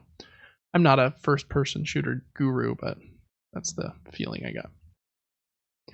Next up was Fatal Fury City of the Wolves, coming out in early 2025. I was kind of surprised they didn't kind of tie this one back to Street Fighter, but maybe they wanted some separation. A new Fatal Fury game coming out early next year. I believe Fatal Fury is I can't remember if it's a 2D fighter or if it's it looks like it is a 2D fighter actually from this video. But I could have sworn there was one that is a brawler that is one of the free games this month. Nope, that's Streets of Rage. Okay, getting them mixed up. But anyways, there is a new game there if you like 2D fighting games. Next up was a game called Battle Crush. I wrote down Brawl Stars wannabe. maybe it's great, but it's coming to Steam, Switch, and mobile. Oh yeah, and you can kind of see like the colorful vibes are going for a very similar thing. There's even a barbarian-looking Viking dude. Next up was a mech combat game called Mecha Break that's having a closed beta in August. And if I'm not mistaken, this one is like a flying mech game. There were a couple mech games, so I might be mixing this one up. But man, these mechs move. Yeah, I think it's this one. They move incredibly fast. This looks like a game I would not be good at just because of the speed required. Which is one reason I haven't tried Armored Core yet. I really want to, though, since it was made by From Software. I've heard that some people have really loved it, even though they didn't think they were going to at first. So I need to get back to Armored Core. But yeah, this one looks, kind of similar vibes, but a bit more, I don't know, even faster maybe. We used to play an airplane fighting game for a while that was super fun. Do you remember what it was? Airplane fight. Was it on the original Xbox maybe? I want to say it was an Xbox game, yeah. I think that was Crimson Skies. I think you're right. Mm-hmm. Yeah, that game ruled. I loved that game. It was way fun. So yeah, I'm okay with like a an airplane flying game, but pretty picky with them. Next up, Bloomhouse. I actually think it's called Blomhouse. I didn't know that until they were up on stage. Blom? Yeah. Since when does a U make an aw sound? I think it's the guy who got up on stage, I think, was the creator of Blomhouse, and I think they said his name was Jason Blom. I don't think it was Jason. It was something Jason Blum. Yeah. Amazing. Yeah, the secret agent. Anyways, Blumhouse is getting into video games, and they announced, I think, 6 games here in like different genres where they're all focusing on horror because that's kind of their shtick. Some of them are more scary than others. Some are like more on the thriller side or mystery side. Some are like hardcore horror. Some of them are first person. Some of them are 2D. This one I thought looked cool. It's like PlayStation 1 graphics kind of. The games Would you play in a Ouija board in a video game? Oh, in a video game, yeah. Okay. Continuing. Would you? Yeah, probably. I was gonna say, I bet you would, like in real life. No, that's the one thing I'm not dabbling in. Yeah, I don't want to touch a Ouija board. But yeah, they had a few games in that segment. One was called Pixel Art Grave Seasons. One was called Chrysal Theater of Idols. One was called Sleep Awake, Fear the Spotlight, The Simulation.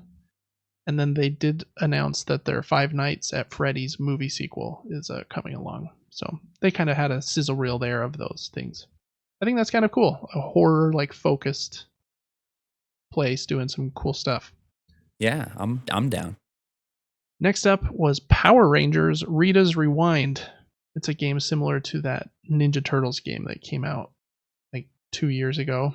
Like brawler where you can play in co-op. Oh my gosh, this is amazing. Yeah, it looks really cool.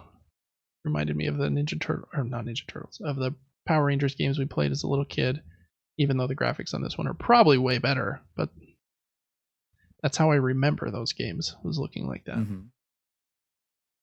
Next up is a game called Deer and Boy. And I don't remember what this one even was. I wrote down cool art, and a small team of 8 made it. Here's Boy. Yeah, I think that is Boy. And I think you like save a deer or something. Yeah, there he is. He's a little funky looking deer. And then I think you kind of Deer's got a massive forest. Head. Yeah. Yeah, compared to his body, he really did. But kind of an artsy like little game. I couldn't tell if it what the main gameplay mechanics were. If it's like crafting or survival or just a story. I'm not 100% sure, but the art's really cool. Looks beautiful. Next up was a new trailer for Kingdom Come Deliverance, which has already had quite a few trailers lately, but it's their new game in the Kingdom Come series.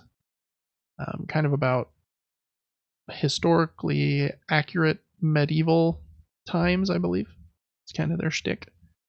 Next up was a really weird game. This game was shown a long time ago, but they've been silent since. It's called Slitterhead. I think last week on the pod I said Splitterhead. There's no P in there. It's Slitterhead. And I thought it was going to be more of a horror focus, but it looks more action with with body horror. I mean, don't get me wrong. This is definitely like a horror game. There's some gross stuff popping out of people's skulls and like body horror for sure. But it looks like Devil May Cry or something mixed with horror, in my opinion, from this trailer. Not really a David game, I don't think. It looks very odd. I think the reason a lot of people have been excited for this one is it is, I think, being directed by the same guy that directed Silent Hill back in the day. So he's kind of a famous guy in game development, at least. Yeah, like look how gross that thing is. That human just turned into like a praying mantis human, and its body is still hanging underneath it. Very gross. Yeah, body horror kind of freaks me out sometimes. Like that, I don't know why. It's just like that I shouldn't look like a praying mantis. I'm a person. Next up was a game made by a single person. It's coming to early access this summer, and it's called Killer Bean. And it's basically you play as this big like kidney bean or whatever he is, and you do like kind of reminds me of what's that game series called where you have the bullet time effect because he does like the slow motion jump. It was made by Rockstar, I thought. or not Rockstar, by Remedy before they made Control and Alan Wake. They made this series of games. Oh, Max. Is Max in the title? It's not Mad Max, but it's I'm just gonna Google it while you're watching Killer Bean there on the screen. They made a long time ago. After deep observation, I'm gonna say they're pork and beans. Oh, okay. They're whatever beans are used in pork and beans, same color. Yeah. Max Payne was what I was looking for. I think Max Payne kind of created that bullet time thing where you jump and then do slow motion and shoot like 1,000 bullets while you're in the air, Matrix style. If you want to play a game made by one person as a lima bean, kidney bean, pork and bean, then that's coming out in early summer. Next one I thought looked really cool. It's a company called the Game Bakers, who I think has made a couple successful games before. This one is called Cairn, and it's all about climbing mountains and rock climbing, and like very detailed in that I think you have to move like the arms and legs individually and place your like what are those called, like your grapple points in the wall, and so you're trying to defeat the mountain basically. It was shown later during Day of the Devs with like a bit more detail, and I think it looks really cool depending on how it controls. Could be a cool one. Next up was a game from Annapurna, who I really love. They make cool kind of indie games with a bigger budget usually.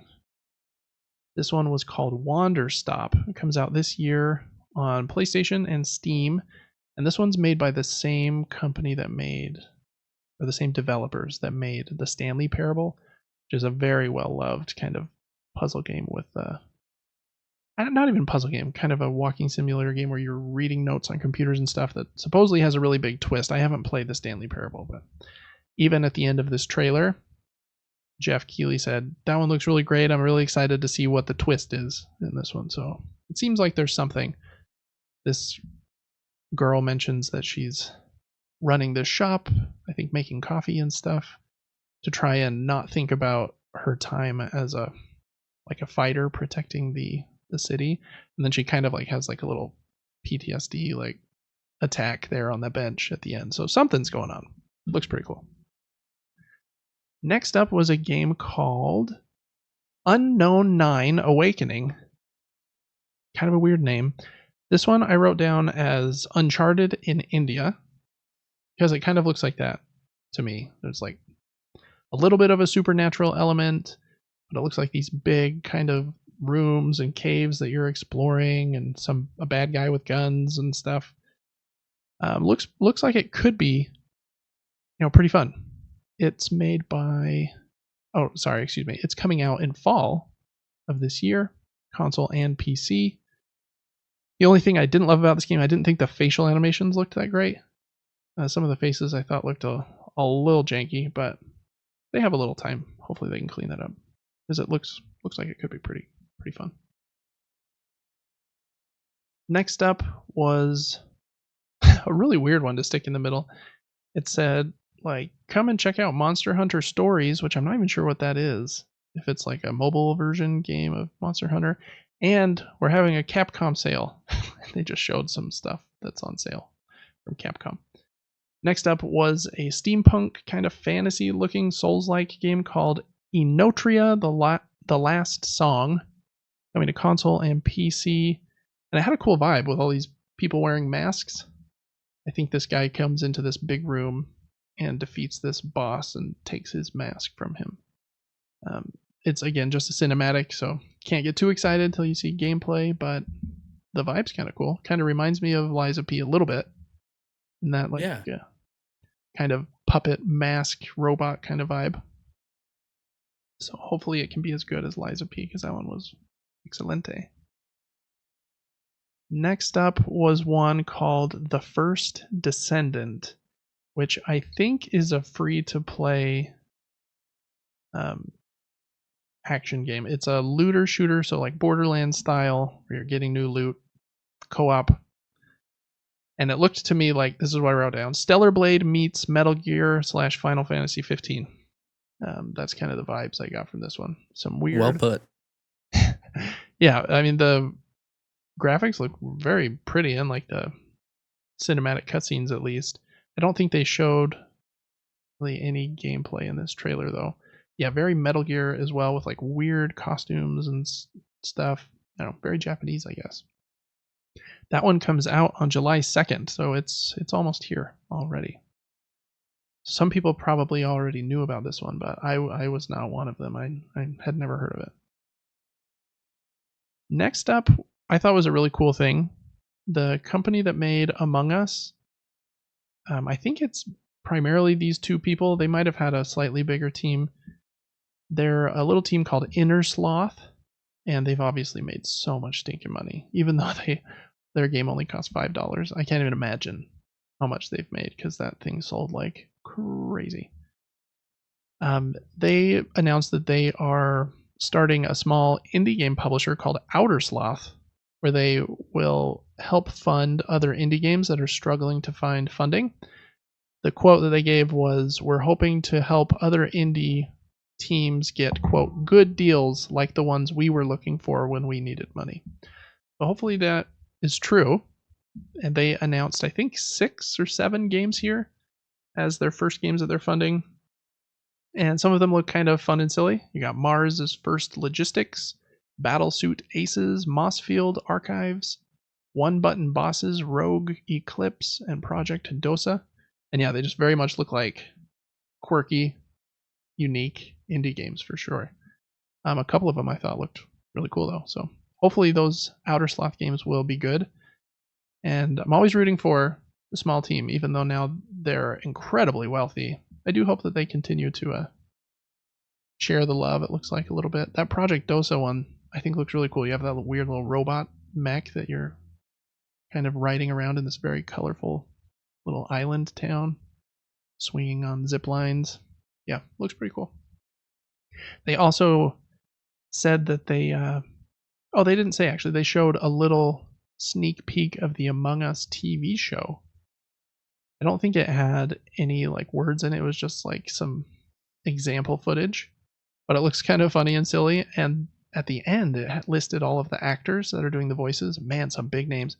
You got Patton Oswalt, Ashley Johnson does Ellie in The Last of Us, Deborah Wilson, Dan Stevens, Elijah Wood, Wayne Knight. Wayne Knight is what's his name? Oh my heck, my mind is betraying me from my favorite TV show of all time. Oh, I remember. He's Newman from Seinfeld. He's also the character in Jurassic Park that tries to steal all the bio-frozen dinosaurs and gets eaten by the black one that spits the dinosaur that spits the black goo. That's Wayne Knight. So they got some big names in there in that TV show. Hopefully it can be fun. I don't know how a TV show about that would be that entertaining, but maybe the whole season they're like looking for the traitor. I'm not sure. Next up was Sonic X Shadow Generations. I don't know a ton about Sonic games, but this looked like it was kind of a remaster of a couple earlier Sonic games, maybe from the GameCube or Dreamcast or something. It's out on October 25th on console and PC. Next was Dune Awakening, which is a big game based on the Dune license that's coming out from a company called Funcom. And I guess I didn't know this, but it's an open world MMO. And so I don't know if I will be that into it because of that. But the cinematics here look very pretty. And it sounded like from the trailer that the story they're going for is Paul can see all of these, different dimensions basically, to see different paths of decisions and what would have happened if certain decisions were made. And I guess the only path that he can see where the world doesn't end is one where he wasn't born. Instead, they had a daughter instead. I'm really obsessed with Dune right now. I think those two movies are great. And there's a Dune board game, Dune Imperium, that I've really loved lately. So I'm hopeful that this can be cool, but I have never gotten into an MMO. And I don't know if I could. Maybe I could. I don't know. I just don't know if it's in me. But I guess you never know if you never try. So we'll see. Next was Battle Aces, which I don't think they showed much other than... Oh, actually they did. They showed this cool kind of cinematic anime-looking trailer, and then they show some gameplay right after it. This is an RTS game, a real-time strategy game. So similar to something like StarCraft, or I'm trying to think of another one, Command and Conquer, I think are other famous ones. They said that what they're trying to do is to make an RTS game for everyone. And the thing that kind of stood out to me, Devin, was they said that they're going to be making different unit decks. So you kind of make your deck of troops and stuff that you want to have in your battalion before you go into the fight. And then you go into the fight and do the real-time strategy stuff. And Devin's all about the deck builders, kind of, with if it's anything like Clash Royale. I put too much time into that game. Yeah, maybe Battle Aces will be your new thing. But who knows? Whenever a company makes a promise like that, it's for everyone. It's a real-time strategy game everyone can play. I'm like, that's a big promise. So we'll see. I didn't write down here a release date, so I don't think they said, actually. Maybe they didn't, I missed it. Next one wasn't a big deal for me, really, but Season 3 for the finals starts on June 13th. It looks like it comes with a new mode, new terminal called Terminal Attack, I believe. Some new weapons, swords, and samurai gear. It's like samurais are kind of the focus of that season. Okay, next up, we already kind of briefly talked about this, but Sam Lake came out and he announced Alan Wake 2's expansion, Night Springs, which are those 3 different what-if episodes with the 3 different characters. They also announced that Alan Wake 2 is finally getting a physical version, which it did not have. It was digital only. So, cool thing there. That DLC pack is available now. It was, I think, available the next day or same day in a shadow drop, which is cool. I think last year or the year before, New World came out on PC and was very big.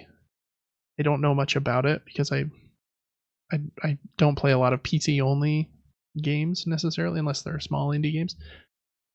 New World Eternum is coming to console on October 15th. I'm guessing that'll be a big deal because I think that, like I mentioned, that game was pretty big, at least on like Twitch for the little while that it came out, unless Amazon was just paying all these streamers, play our game. But it seemed like it made a big splash. Do you remember that, Devin? I do, yeah. I never played it, but I remember everyone did, though. Yeah, that's kind of the vibe I got too. So hopefully it's cool. I don't even know if it's a free to play game or if it costs 50, 60, 70 bucks. I'm not even sure. All right, next up was Honkai Star Rail announced a new something, is what I wrote down. I don't even know what it was. I think it's a new character pack. I don't know. So someone write in and let me know if you know what it was. I really think the animation style in this game is very pretty, like super, super cool looking. I just can't get into a gacha game, or I will be broker than I am if I ended up liking it. So it's kind of my hold up there. Next up was a game called Dark and Darker. It's a dungeon crawl game with competitive multiplayer, and it's free to play on Steam and Epic, and it's live right now, actually. I thought this looked pretty unique. You kind of go through this dungeon. It kind of looks like Skyrim. You're holding like a sword and a shield, kind of first person mode, and trying to get like cool loot and stuff. And I think you can play co-op with some people, but then maybe I'm mistaking that. Maybe the other player characters were all trying to steal your stuff. I can't remember for sure, but there is some competitive multiplayer element to it. Cool idea. Next up was a game from Capcom called Kunitsu Gami, Path of the Goddess. And it is out on July 19th.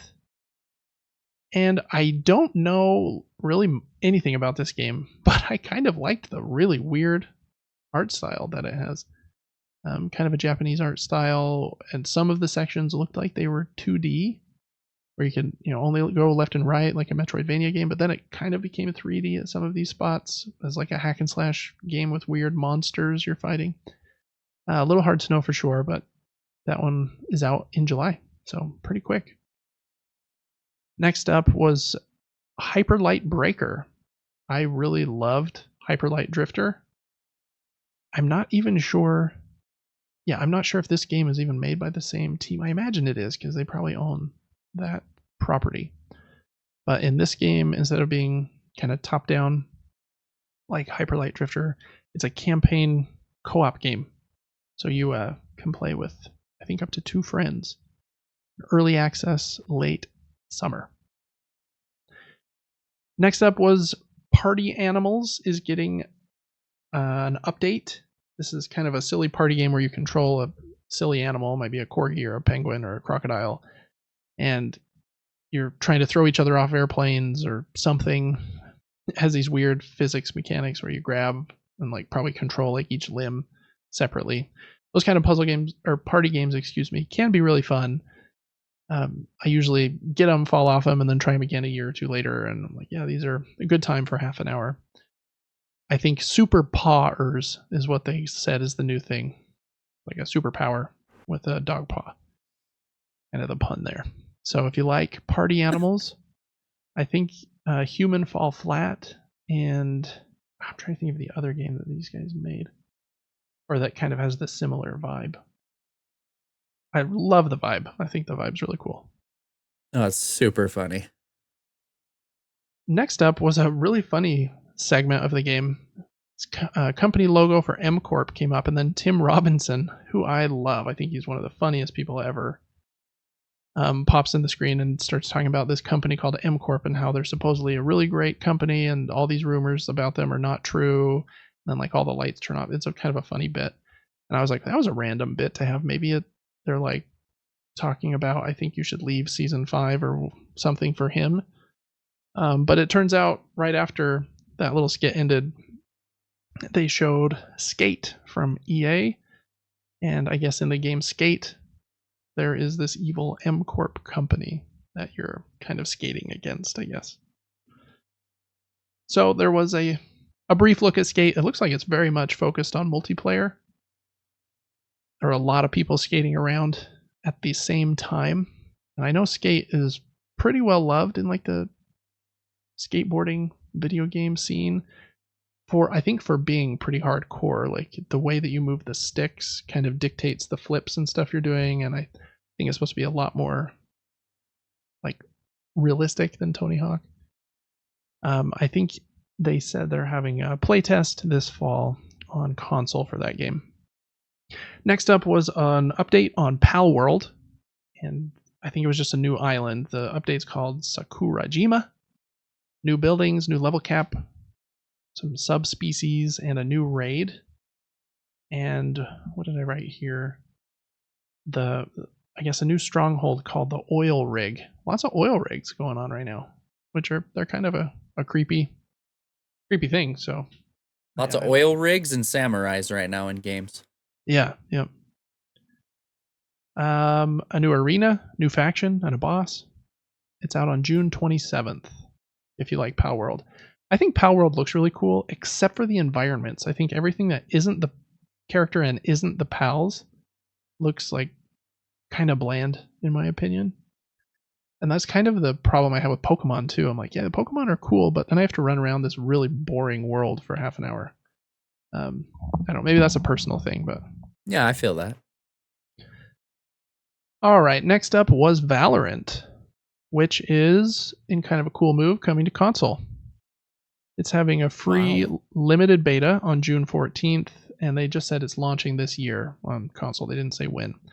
Kind of the controversy about that is they're not introducing gyro aiming, which for competitive shooters on console, most people like to have gyro aiming because it kind of helps with the fine minutia that mouse and keyboard, excels at. And the reason why, I think, was the kind of the controversial thing here. Someone asked about it on Twitter and were saying this is like something you should really put in the game. Like it's a feature that's pretty easy to implement and seems like a blind spot if you're missing it. And one of the senior developers on the game tweeted back, not a blind spot for us for what it's worth, but it's not supported on Xbox controllers natively. If we lean super hard into gyro being the way to play on console, we'd be heavily favoring PS5 over Xbox, which we don't want to do. Gyro tech is cool, especially with ratcheting, flick stick, etc. End quote. I really like gyro aiming, which sounds weird, but when I play Zelda, either Breath of the Wild or Tears of the Kingdom, I always have the gyro aiming on. It just helps with the little, like I'll get most of the way there with the stick, but then I can just move my hand just a little bit to finish my aiming. And I played the same way when I played Splatoon. And yeah, I just think I can be a lot more accurate with gyro aiming. So I was a little bummed about that. I think Valorant is much too fast-paced and a precision-oriented game for me. But maybe on console it will be a little more forgiving since everybody's struggling with the sticks at the same time. I don't know. I know you've played Valorant before, Devin, and I think enjoyed it at least a bit. Yeah. Do you think you'll play it on PlayStation or anywhere else? I might get around to it. Maybe. Maybe. I like the vibe. I think it's very cool and colorful, but yeah, maybe a little too hardcore for me. Next up was a weird kind of plug here. They had this voice actor that's in a lot of video games in this in the audience, and Jeff called him out and said he's going to be in this movie. He's in Inside Out 2, which is actually really cool. He plays this video game character in the movie. So they had a little clip from Inside Out 2. Hopefully Disney paid Jeff a lot of money for that. I really like Inside Out, so I'm kind of excited to see Inside Out 2. I think that one and the music in Inside Out and that score is like, I think one of the best like little melodies in a Pixar movie. I think it's Pixar, right? That one's not Disney's studio. I think it's Pixar. It doesn't matter. Tangent. Next up was a very silly trailer for Squad Busters. It's really funny that they have, I don't know that guy's name, but he's hilarious. And then Chris Hemsworth and Will Arnett are both in the advertisement for this game as well. Chris Hemsworth is like the barbarian character, and Will Arnett, I think, is the one on the right. So they threw a lot of money at advertisement for this game. Obviously, Supercell has all the money in the world from their successful games. From Devin, yeah, playing Clash. Yeah. I don't know. I think the ads look really cool, but I think the game looks super boring. I don't know why. Every time I see this game, I'm like, it looks exactly like Brawl Stars, and I didn't vibe with that one. I didn't even get through the tutorial. I just went right back to Clash Royale. I tried it for a second and was like, I'm going to go play the Clash. So I don't know. Yeah, I don't know. I don't understand why people like playing a game that requires that kind of precision without a joystick. I don't know. Like Clash makes sense because you're like controlling your deck and then you're placing your cards out with your finger, which is fine. It just kind of simulates a mouse click. You're not having to move anything with a joystick or anything. I feel like they should make games that are best for the platform they put them on. And this game feels like it would be best on a console where I can use a controller. I mean, I guess you can use a controller on your phone or iPad, but I don't feel like most people do. I don't know. They're making all the money in the world, so they're like, David, shut up. We're going to put it where we want and we'll make way more money than you because we're smarter than you. And I guess I can't disagree. All right, 2 more games for Summer Game Fest, and then we're finished with that one, which is the biggest of the shows. Monster Hunter Wilds got another trailer. Game continues to look cool. I've never gotten into Monster Hunter. Maybe since Rise is free on PlayStation Plus, maybe that'll hook us, and then we'll be more excited about this one. The only note I wrote here was Taco Bell Cinnamon Twist enemy. And these enemies jumping through the sand just reminded me of those like crunchy cinnamon twist things from Taco Bell. So there you go. That's all I got for Monster Hunter Wilds. But it looks pretty cool. Riding the funky little alligator birds through the desert. Yeah, it looks sweet. Dang. And then last up is a game called Phantom Blade Zero. that I think has been shown before. I think Jeff mentioned it was at Sony's presentation last year. And it got a gameplay trailer, I believe. Super cool vibe. It looks like Sekiro to me, just with maybe a little more. If you mix Sekiro and Ghost of Tsushima, I feel like that you'd get this game maybe. Or Sekiro and Black Myth Wukong. I don't know. A lot of these games are kind of going after the same vibe, but the trailer looks really cool. There's some crazy looking bosses. One of them is a lady with swords attached to her shoes, and she like walks on them and attacks with them at the same time. I'm just like, oh, is that her? No, that's not her. You'll see her in just a second, but like that's creative, but I don't know if that's very efficient for a fight with a sword. No, that's a weird place to put your swords. Yeah, but I think the combat in the game looks really cool. And it looks super fast paced. It looks like Sekiro to me. There's like a lot of the get in there close, do your parries perfectly, and then when you've got an opening, like do as much damage as you can. Looks very cool. There's the Jade Dancer. Very unique. Anyways, that was the Summer Game Fest showcase. All right. Before we hop into the next one, and the next two were small indie ones, so we'll go through them real quick. They just went right after Summer Game Fest. And maybe we won't even hit on every game. I just feel like people spend a lot of time making these games. I feel like I should at least say their name. Like, okay, this game was next, or this game was next. But I guess just going back to Summer Game Fest for a second, how do you think, after skimming through those games, how do you think that showcase was? Maybe even comparing to Sony's State of Play a couple weeks ago. Way better than Sony's show. Yeah. Yep, for sure. Sony's show was kind of a dud, a little bit. There's a lot here. I'm looking through all the names. Hard to really choose what I'm looking forward to. But I think there's a couple winners in there for me. There's a couple games that targeted the horror genre. And then like Black Myth Wukong, I definitely want to see if the gameplay is going to be dope. And then this Phantom Blade game looks right up my alley. Monster Hunter, I mean, decent show, I think. Yeah, I agree. I thought it was pretty good as well. Definitely some indie games that I thought looked cool. That Lego Horizon game that they opened with, I thought looked super solid. So excited about that.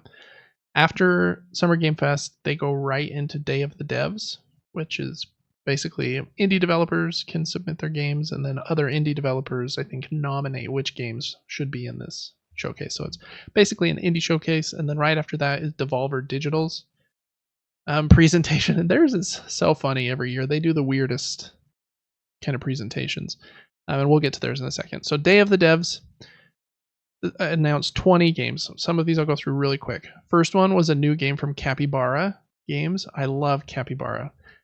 One of their last games was Grindstone. They also did, what's that game called? Super Time Force Ultra, I believe, quite a while ago. But Grindstone is a puzzle game where you play it. It's kind of like a match 3 puzzle game. It was on iOS first and then came to console later. But this one, Battle Vision Network, is their new game, and it looks super awesome. Game totally for David that I think is perfect for phones.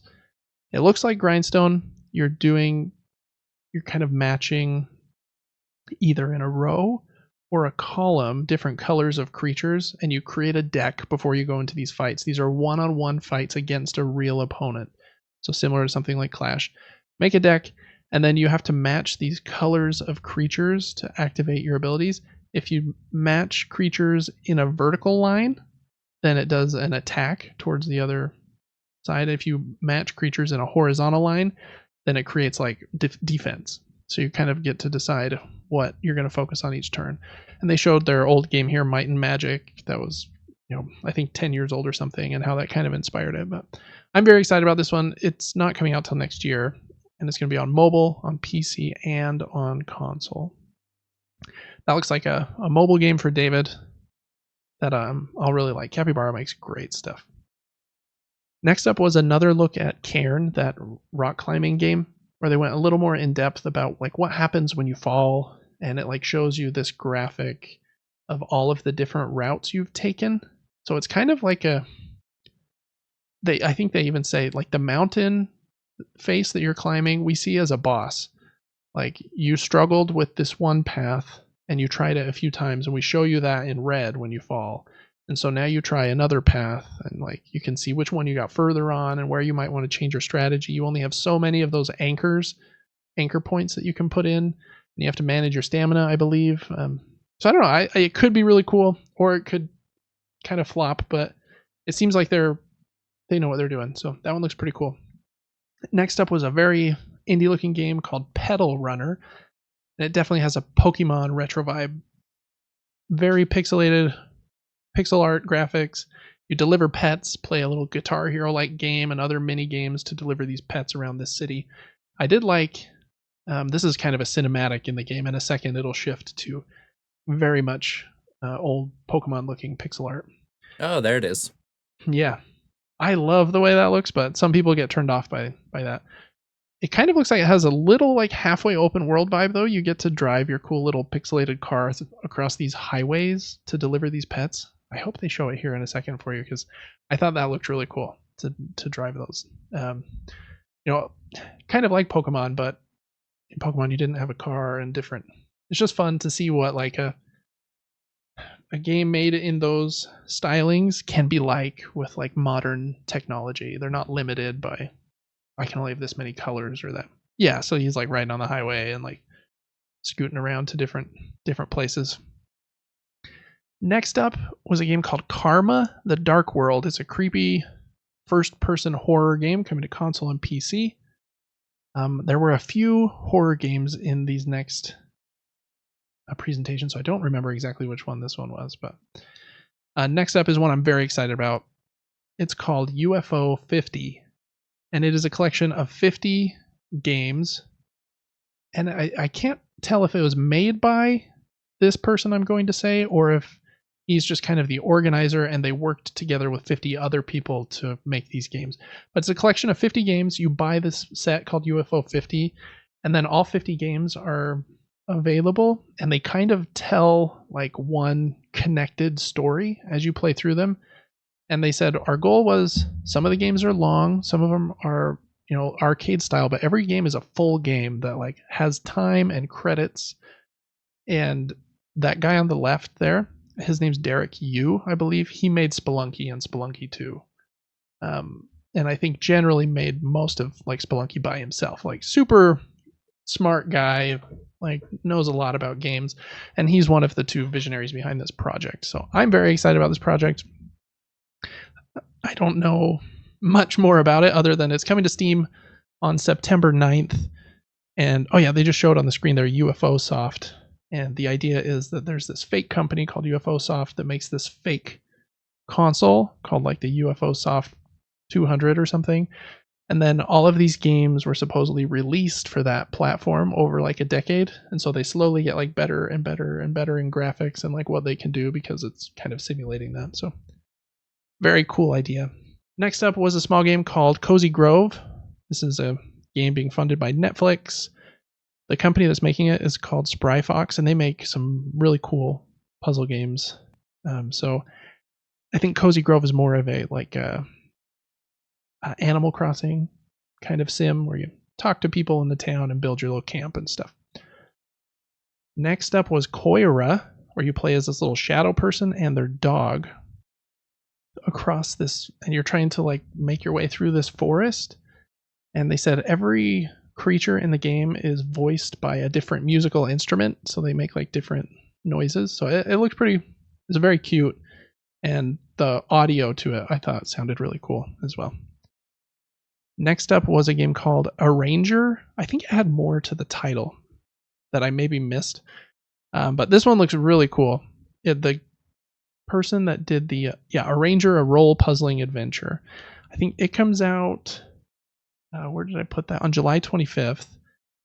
The artist who did the art in the game Braid did the art in this game, so it has that same kind of shiny, sparkly aesthetic to it. It looks beautiful. And it's a game where you're kind of like going through these dungeons and solving puzzles on this grid. But it's a puzzle game in that whenever you move horizontally or vertically on this grid, everything slides with you like a slide puzzle. So it's like I think you're muted, Devin. I am muted. That is very complex. That is crazy. Yeah, so she's like going, since you wrap around to the other side, she's like going through to other rooms and stuff. That's a David game, hardcore. So I'm excited to try that one. And what day did I say? July 25th. Okay, next, Blumhouse came up again and showed Fear the Spotlight a little bit farther, or a little bit longer. I think that one was the one in the PlayStation 1 kind of graphics. Next up is a really cool game that's been getting a bit of buzz. It's called Screenbound, and it's a platformer game where you're playing as a character in a 3D world that is holding a Game Boy. And in the Game Boy, you see yourself on a 2D plane. And so you have to... Again, kind of a puzzle game, but this is like a 3D spatial puzzle. You have to watch both things to make sure that you don't fall. There are enemies maybe on one screen, but not on the other. You might like get a balloon in the Game Boy, and then that like helps you float in the actual world. Very cool idea. I hope that it pans out pretty well. They mention a level editor, but I don't know if they're making that like available to the public or if it's just their level editor. Because it'd be really cool to see what like the internet could make with that level editor. Well, good for them. I bet this was difficult to make. Yeah, it looks very hard to make, but such a cool idea. I love new ideas, and that definitely is new. Next up is one I thought Devin would like. It's called Zoocosis, and one of the devs got on and said, I basically wanted to make a game that asked the question, what happens in a zoo at night after everyone's left, and what if it was creepy? And it looks a little janky, but it looks kind of funny. It's gonna be out this summer. Oh yeah, there's that spider giraffe turned into a spider giraffe. All these animals are getting infected with like this weird mutation, and so you have to like try and heal them and escape. Yeah, kind of a creepy looking first person puzzle horror game out this summer. Next game was called While Waiting, and it's just kind of this very minimalist indie game where you do different things while you're waiting, like waiting for the elevator, waiting for the red light. Cool idea. I don't know how much of a game is there, or if it's just, is it 30 minutes, or is there like more layers to it? I'm not sure yet. Next up was a 2D cyberpunk. They called it an adventure horror game called Psychroma. And I thought it had a cool vibe. I'm very picky with dialogue heavy games that are 2D like this, so I'd have to probably see some reviews and see how much it comes together. But next up was a game called Building Relationships, and the way he introduced that game was, imagine you are playing as a house on a date. And I was like, that's a very weird way to explain anything, but you play as a house that's like rolling around on like this mountainside, and you have to do a bunch of stuff by rolling this house around. That's the strangest thing. Yeah. Next up was a DLC pack to a game that I really want to play, but I haven't played yet, called A Little to the Left. This DLC is called Seeing Stars. A Little to the Left is like a organization puzzle game where you have to organize the different things on the screen, but there might be multiple ways to organize them. So you can get like, there's multiple solutions and multiple, like, you need to get as many of the solutions as you can to get the different stars. Very cool art and kind of a fun idea, like organizing a junk drawer or something. Let's see what's next. Hello Again is a cozy time loop, is what they said. Play as this little ferret in kind of this colorful place. It looks like there's this 2D game has a similar like colorful art style that is now. Oh, what is that game called? Ollie Ollie? No, but I do love Ollie Ollie. Dang, I can't remember. Anyways, it kind of had the same vibe, so it's definitely an indie like adventure game. Go around, talk to people, track stuff in your journal. probably solve some puzzles. Tom the Post Girl was next. Looks like a funny, very quirky game. You play as a post girl named Tom who has to deliver packages to people, but she's obsessed with spying on people. So instead of just delivering it, she like looks through their windows, or like I don't like, she's just spying on everybody. Looked kind of silly. And maybe halfway creepy. It has some very interesting like artwork. After Love EP was next. It's a narrative game about a musician in Jakarta, out in Q3.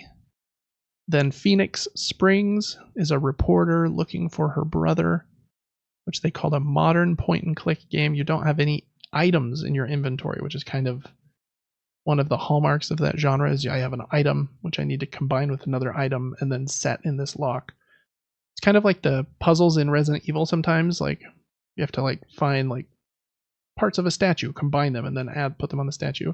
That's very point-and-click adventure-like. But in this one, they said there's no items in your inventory. You instead go into this mind palace kind of idea, and then have to use the knowledge that you've discovered from the game to kind of connect ideas in this mind palace. Interesting idea. And then the last one they showed was Tides of Tomorrow, which I can't even remember what it was. So hopefully this will jog my memory. Is this it? I think that one is it, yeah. And what was it? Oh, okay, yeah, I do remember this one. So you play as like this thief in this like shared world where other people are playing too, and items that they left behind like will be there. So it says here your friends shape your story, you'll shape theirs. And I think in the trailer, like somebody drops a knife under a desk that then you use to escape this certain room. So it's all about like the shared experience there. That was the end of that one. Very quirky showcase for sure, especially compared with the big stuff that Jeff shows at his. I like Day of the Devs though. It's a cool initiative. And I think Screenbound, that one with the Game Boy holding, and some of the other ones look really good. Battle Vision Network from Capybara. Love it. All right. The other small one that started right after this is Devolver's. Like I said, they always do something really odd with theirs. And theirs is all told like through this probably 20 to 30 minute kind of documentary film about this guy who is obsessed with their games, and it like goes through a bit of his life and him getting ready, and he talks to the camera. And then they announce a few games in between these weird vignettes. Then like the police come to his house and he almost gets arrested, and he's trying to throw this birthday party. Devolver really loves to like lean into like their weird side, and they make some. I kind of love that.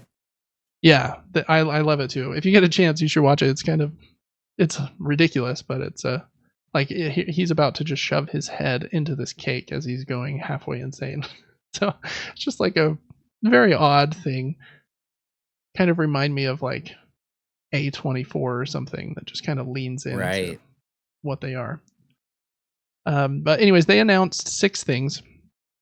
First one was Cult of the Lamb here that you're seeing is getting local co-op. Cult of the Lamb is awesome.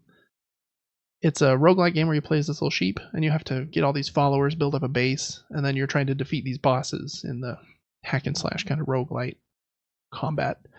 And you build all this stuff, your followers can like you, and sometimes you have to sacrifice some of them and stuff. It's a little sacrilegious in that way if you're a Christian, but don't take it too seriously. It's not trying to break your faith or anything. It's just trying to be silly. That's a fun game though. I really like it. Next one is called The Crush House, and it's really weird. It like makes fun of things like The Bachelor and Love Island. It's like a parody of those, and so I don't even know exactly what it is, but it shows these characters like punching each other, then kissing, and then it seems like there's might be a twist in this one too, with like some cameras like watching you, and it turns into like this Five Nights at Freddy's kind of thing. I'm not exactly sure what this is, but there you have a demo that's going to be out on August 9th if you want to check that out. Next up was a game called Tenjutsu, and it is a roguelike kung fu game from one of the designers of Dead Cells, one of the most well-loved kind of roguelike games. And I think it looks really cool. This cinematic here at the beginning isn't what it looks like. It looks like that when you're playing. Kind of a little more pixelated. I would say pixelated to the level that something like Celeste is. So it's not like super old-fashioned looking, but definitely is pixel art. But I think it looks really cool. Hopefully the combat style is or the combat's really fun. They said they were inspired by Hotline Miami, which is a very violent and brutal game, but is very addictive because it's just such a fun time. So yeah, hopefully that one's great. Hotline Miami was also one of the games that put Devolver Digital on the map.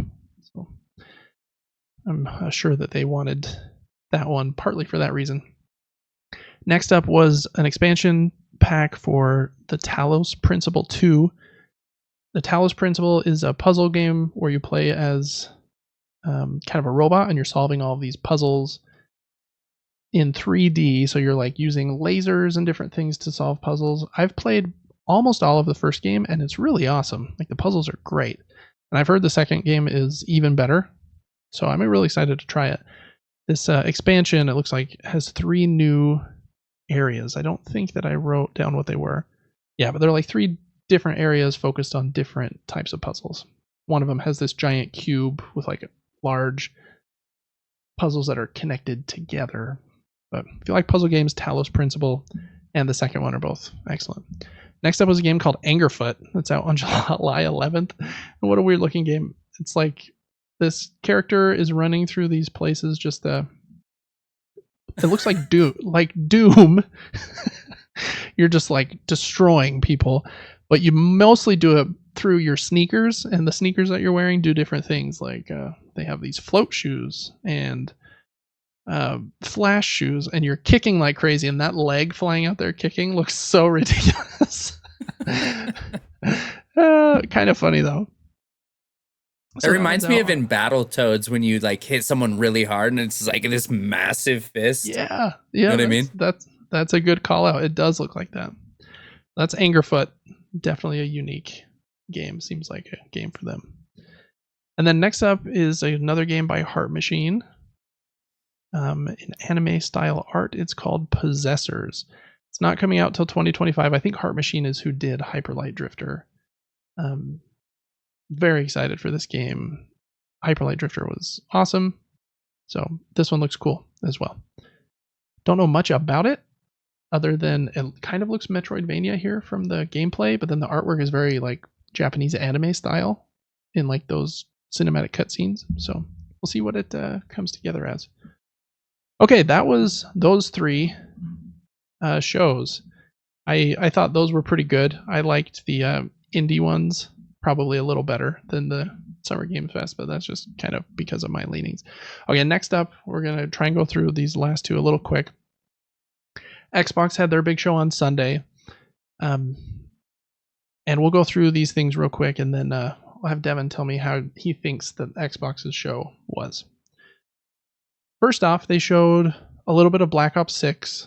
That's what they started with. It's coming to Game Pass on October 25th. I've forgotten how great like Call of Duty campaigns look. Man, they're beautiful, and like they're just like as blockbuster of a blockbuster of a blockbuster as you can get. It's like super high like cost, and yeah, I don't know. I don't know that I'll even play it, but I was just like impressed with it a little bit. I think you're too far forward, Devin. Maybe I'm trying to look and see where you're at right now. Oh, sorry, you're... There's a whole other one before Xbox, huh? Okay, never mind. Let's stop right here. Oh, let's go back. Next up was a future game show, which was also a lot of indie games. So let's bust through those really quick, and then we'll get to the Xbox show. They showed a lot of things. Again, I feel like I need to say the names for some of them, or for all of them at least once. This first one is called Bogdan's Cross. And it had cool art. You kind of play as this kind of like hero in the Crusades, it kind of looked like. He's, yeah, holding a sword, smacking stuff. Next up was a game called First Dwarf, which is a base builder. They have a demo out now, and it's in early access on June 20th. And that one, I think, was a multiplayer base builder game. Kind of looked like it could be fun, but again, very picky with those kinds of games. Next up was a game called Nobody Wants to Die. It's a sci-fi noir detective thriller. And after the show, they released another trailer, and the game looks really great. Like, the graphics are really good, kind of has Blade Runner vibes. You're like trying to solve some crimes, and it's like future. I think the year is 2329. Very pretty. Next up was a very small game called Detective Dotson. You play in India, solve crimes, kind of has blocky art, but looked like it might be just funny enough or cute enough to be good. Yeah, there it is. Very blocky kind of characters. Next up was another look at that Once Human game that I thought looked like Remnant a bit. And they went into a bit more detail about kind of the gameplay elements. There's like tons of different bosses, and it's a survival game. You have to like make bases and craft food and stuff, and then it also has these big fights, and I don't know, it could be really cool, or it might be too much, or it might be trying to do too much. We'll see. I don't want to stay too long on any one game since we've already been going for a while. So I'm going to just keep talking. You scrub through to wherever you want, Devin. If you want to see another game for any longer, feel free to do so. Next up was a very silly looking game where you play as two characters that have to kind of synchronize your movements, and like you'll be in two different rooms and have to talk to each other to figure out these puzzles. It's called In Sync, IN space SINK. Then there was a new DLC announced for Dredge. Dredge is awesome. It's now on PlayStation Plus Extra. If you haven't played Dredge, it's pretty great. This DLC is again based in an Iron Rig. It's called the Iron Rig DLC, I think, on August 16th is when that is coming out. Looks fun, has some kind of cosmically weird artwork in that reveal. And then they did 7 quick spotlights. One game was a fast-paced first-person shooter 4 versus 4 called Diabolical Rogue. Then a game called DDS2 is an action sim game. Kind of had this island with a guy on a boat and stuff. Then Star Vaders is a tactical roguelike deck builder. Has a demo out now, soon to PC. The guy that made Balatro said, "Watch out for this one. Looks great." So you know what I'm doing? I'm watching. You're watching out. Yeah. Next was Clockwork Ambrosia, a pixel art Metroidvania game with guns. See, pause real quick. I like the look of this pixel art. It's a little clearer. Things are easier to understand. It's not, the blocks aren't so big. You know what I mean? It's more like 16-bit, like Super Nintendo versus like 8-bit original Nintendo. Yeah, it's just, I would enjoy this a little more. Yep, I generally agree. Super Nintendo, I think, is the perfect like pixel art. Love it. Next up, and that one looks like it could be really cool. Yeah, Mega Man vibes. Yeah, Metroidvania with some cool weaponry. Next up was Clockwork Ambrosia. Nope, that's not right. That's the one I just said. Next up was Sword of the Necromance Resurrection. It's a remake of some indie dungeon crawler game. Then Anton Blast. They said it's inspired by Game Boy Advance games, and it's really weird when you like run fast and just smash through stuff. I don't know. I'm not sure. The 2 times I've seen it, I've thought that looks very unique, but also looks like it almost plays itself because you're just like running. You'll see it here in a second. After Anton Blast was Farlands, which is a sci-fi farming sim. It looked like, I wrote here in my notes, Stardew Valley in space. It's coming to early access on July 24th. And then the one of these 7 that I thought looked the coolest is called Big Boy Boxing, and it's basically Punch-Out mixed with Nickelodeon is what I put. Maybe that's not a perfect scenario, but that's kind of the vibe I got. Is that not King Hippo? It looks like King Hippo, yeah. I love Punch-Out. That kind of like pattern-based fighting game is so fun. The Punch-Out game that was on the Wii, by the way, that game ruled. Oh, right, yeah. Next up was a trailer for a game called Parcel Core, and it comes out September 3rd. I wrote down here Tony Hawk / Crazy Taxi on bikes doing tricks. PC and console. There's a demo out on Steam. Has cool vibes. I like. Yeah, I like what it looks like. Then there was another look at Screenbound. That one with the 2D and 3D puzzle kind of scenario. They just said it's coming soon. Don't know what that means, but it's coming soon.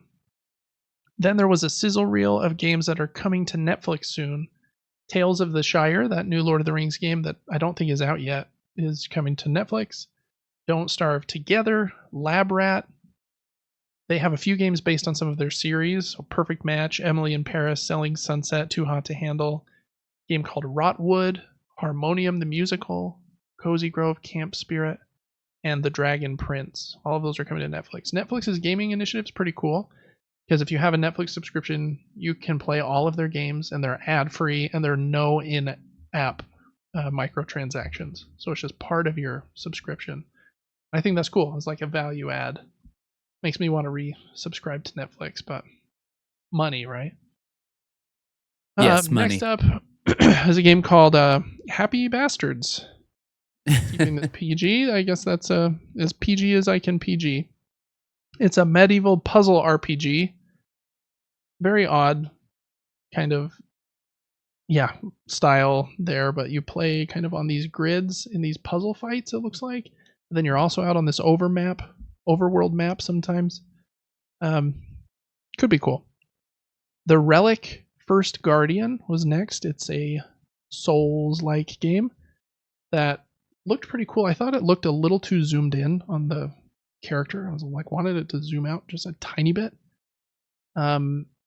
And there was no like HUD, so I couldn't really tell what was going on, but the fighting looked kind of cool. There's so many of these games, I don't know, all of them can't win, right? Some of them are going to be great, and a lot of them are going to get forgotten, even if they're pretty good. Next was a 3D puzzle platformer. I think it's called... in the game you escape from hell with a stapler, and it's called Hell of an Office. Here we go. We're just keeping it PG with, all the cuss words. And then the next one is called The Operator, and you investigate crimes from like an FBI computer. I think in the game they called it the FDI. So they probably can't use FBI or something, but if it's like a murder mystery or something where you have to solve some crimes in there with that seems pretty fun to me. Then Deliver Us Home is coming to Kickstarter on June 11th. My guess is that is probably the third game in like the Deliver Us the Moon and Deliver Us Mars, I think, are the two other ones. So this, I think, is the third in that series. Next up is a game I thought looked really cool. It's called The Precinct, and you play as a police officer, and you're basically like going around cleaning the city up. You like do some cover-based shooting from like a top-down perspective. You have to go arrest people. You drive around in a car, kind of not quite Grand Theft Auto 3 style because it's a little bit on an angle, but it's not like third person. It is a isometric camera angle above your character, but you like arrest people and fly a helicopter, do all kinds of shenanigans to keep the town safe. August 15th on PC and console. Then there was another sizzle reel with a bunch of games that have new demos today. The first one was called Motor Doom. It's a BMX roguelike. They called it Vampire Survivors mixed with Tony Hawk. And I like Vampire Survivors and Tony Hawk, so I was like, okay, sounds cool. Next was Angeline Era. I don't remember what that one was, but there's the Motor Doom one, Devin. Like you're doing tricks and then like a million monsters come out of nowhere. It's very silly. There's Angeline Era, looked a little, yeah, I'm not even sure what that was. Hack and slash.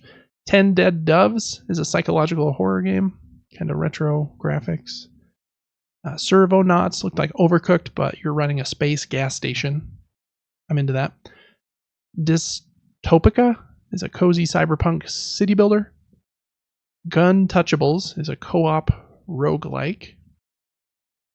Oh, here we go again. Wild Bastards is a roguelike shooter with a Western theme. And Metal Suits Counterattack is a run and gun space shooter. 2D run and gun, I should say.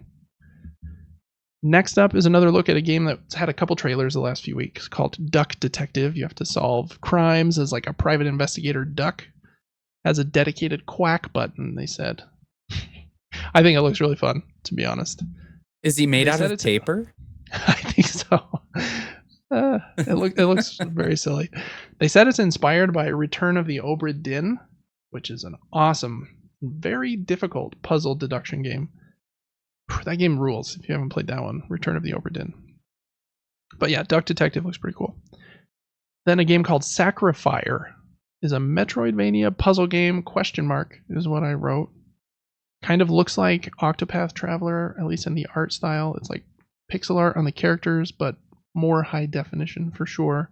Running around this big kind of fantasy world. Looks like it might be cool, but it did look like it was more puzzle focused than combat focused, maybe. We'll see.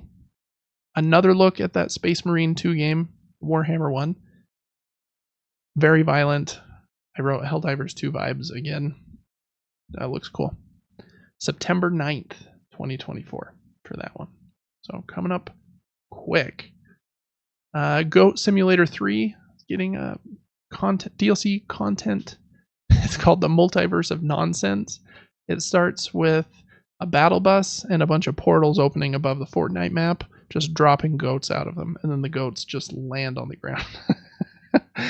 Goat Simulator is so ridiculous. And then it shows Thanos glove with all of like the power stones coming into it. So they're just like making fun of Marvel and Fortnite in Goat Simulator, and it looks kind of silly. Yeah, here he goes. He's gonna just plop. And the goat's tongue is always hanging out. I don't know what the heck is going on in these games, but they look very odd. Next up is a game I'm really excited for. It's called Shim or Skim. I'm not exactly. SCHIM. You have to jump from shadow to shadow. You're like, I think a frog's shadow, and you've lost your frog that you're supposed to be the shadow for. So you're trying to find him by hopping from shadow to shadow, and along the way, you'll also find other, what they call skims, or skims, yeah, I'm not sure, who have lost their item, and you help them find their items on your path to find your frog. This game has crazy creative mechanics. I like that. Yeah, and the graphics are like really cool, like very unique. Again, cool new idea. That one's out on July 18th. Next was World's Worst Handyman. He said it's a stealth kind of horror comedy game. You have to sneak around and try and, I don't even know. You're trying to raise money for this animal shelter by being a handyman, but you're not good at it, and you have to try and sneak around from people and fix stuff when they're not watching for some reason. Next is a game called Judero, which is a stop motion game. They made it with like clay and stop motion. It has a very unique look because of that. Like kind of very creepy. But it's a game, and like the clay like spells battle and chat and stuff. It looks really weird. Next is a game called Hermit and Pig. It's an adventure RPG about an old man and his pet pig. Next one is a game called Eric's Home: The Stolen Dream. It's a, let's see what I write down, top-down stealth action during gameplay. But then I also wrote down the facial animations were incredible in like the cutscenes there. I was very surprised. I don't know if they're using like Unreal Engine 5 or something to help with that, because sometimes you see like a game that you know costs $300 million and the facial expressions are still not very good. Then this game, in this kind of a more indie-based showcase, I'm like, man, those faces look very good. Even while watching this muted, you could almost tell what they're saying to each other. Yeah. Are you watching it muted as well? Yes. Mm-hmm. Oh, okay. I thought you were listening to I sound. should be listening. Why am I not? Both sitting. Yeah, you can turn it up a little bit if you want to. Let's see. What was that one called?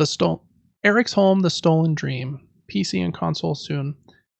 I thought it looked really cool. I don't know much about it, but it looked like you were sneaking around as that kind of lady's daughter trying to help the town or something. Next one's called Run from Mummies, and you basically run a lot in these dungeons with friends from mummies. Fall 2024 on PC and PlayStation 5. Next was a Souls-like side-scroller called Mandragora. Looks like it could be good, is what I wrote down. Comes out this year, PC and console. I couldn't tell if there was... Again, I feel like that one needs to be zoomed out a tiny bit. So maybe they can clean it up before launch and it could be good. But very picky with the Metroidvanias and the 2D games because there's so many good ones. Okay, what was the next one here? Dustborn. It's a road trip adventure where you make decisions, kind of like a Telltale game. It's out on August 20th.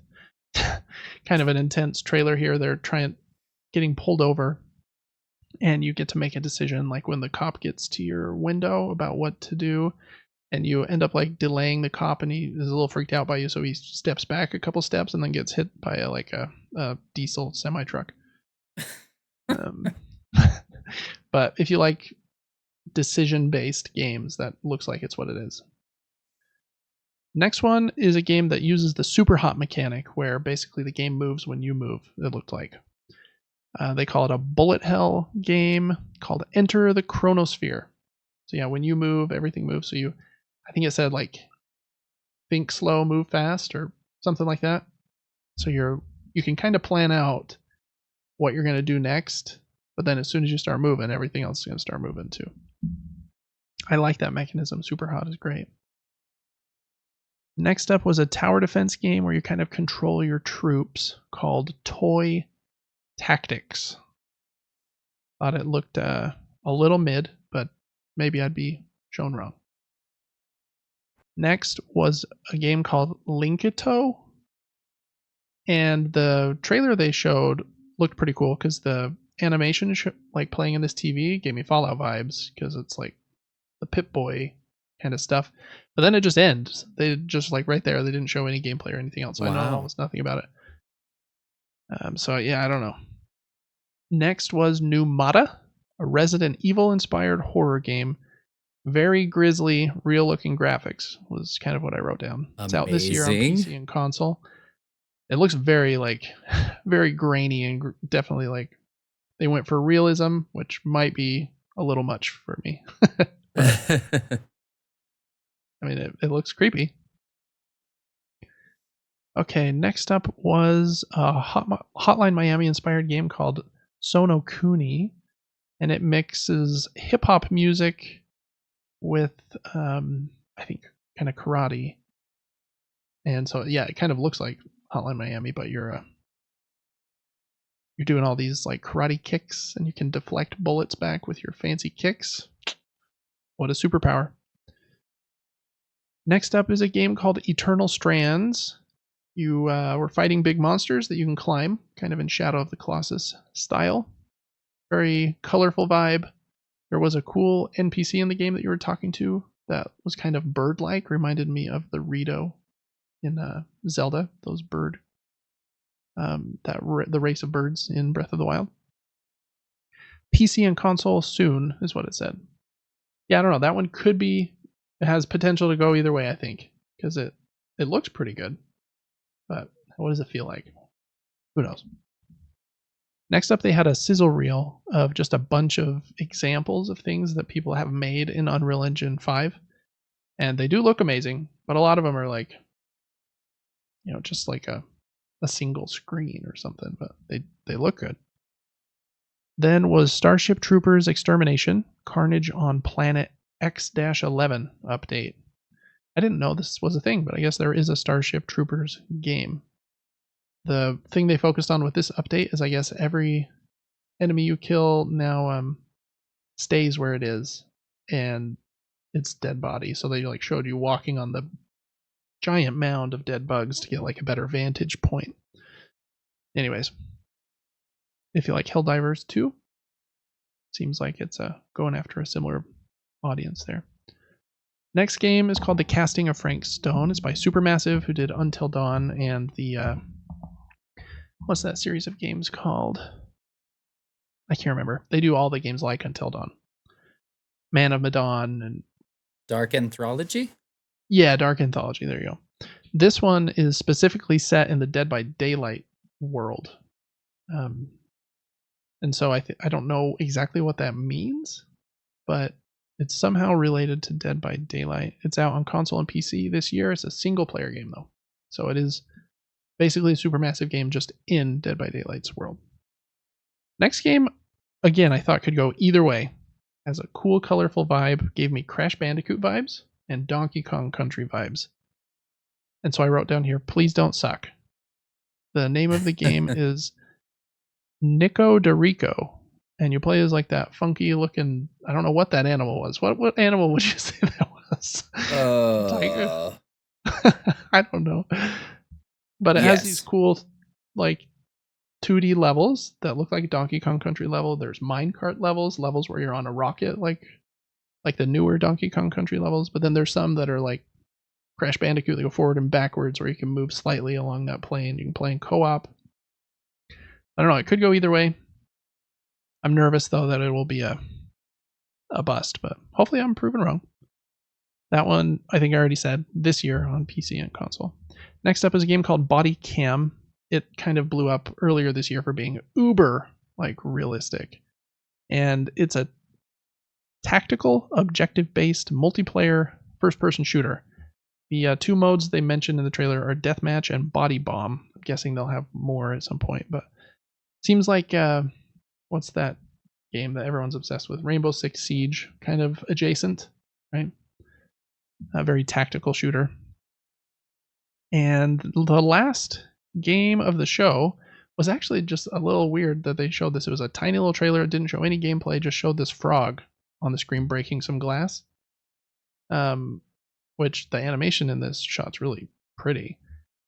But that's all they showed about it. And then they popped up to the hosts and they said, this is, I guess, the first little tidbit or example from Woodrunner Games, who are devs that worked on Cuphead. Ooh, exciting. It's not the same studio as Cuphead. It's just, I guess, some that worked on Cuphead and have moved on to do their own thing. So I think that frog looked really cool. But I don't know what the heck was the game. I don't know. All right, so that was the Future Game Show. That was all. They had a lot of small reveals there. So we've been going here for a sec. Now we're on the Xbox show. This is where they started with Black Ops 6, and where I was saying that, man, Call of Duty, it's beautiful looking, and I do remember like liking some of those campaigns. They're like just a fun action movie, some twists maybe, lots of shooting. Yeah, I don't really have much else to say about Black Ops 6. After this Xbox conference, they did a whole like 30-minute deep dive into multiplayer, single player, and zombies. I didn't watch that either, but if you want to know more about Call of Duty, there is that as well. And I think Treyarch and Raven are both working on this game. Anyways, that was the Black Ops 6 section. Then we start into Xbox shows proper. This was Phil Spencer, was kind of the one that kicked it off. He's the head of Xbox, I believe.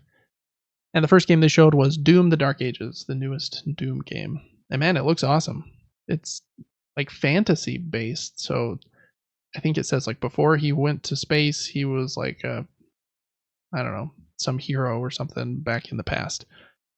And so there are mechs, like a Doom mech that you like drive. There are dragons, fantasy related stuff. I thought it looked really cool. It opens here with him grabbing this shield as well. It's coming out next year on Game Pass, Series X, and PC. And it is coming to PlayStation. They just didn't announce that during the showcase. But yeah, it looks very cool.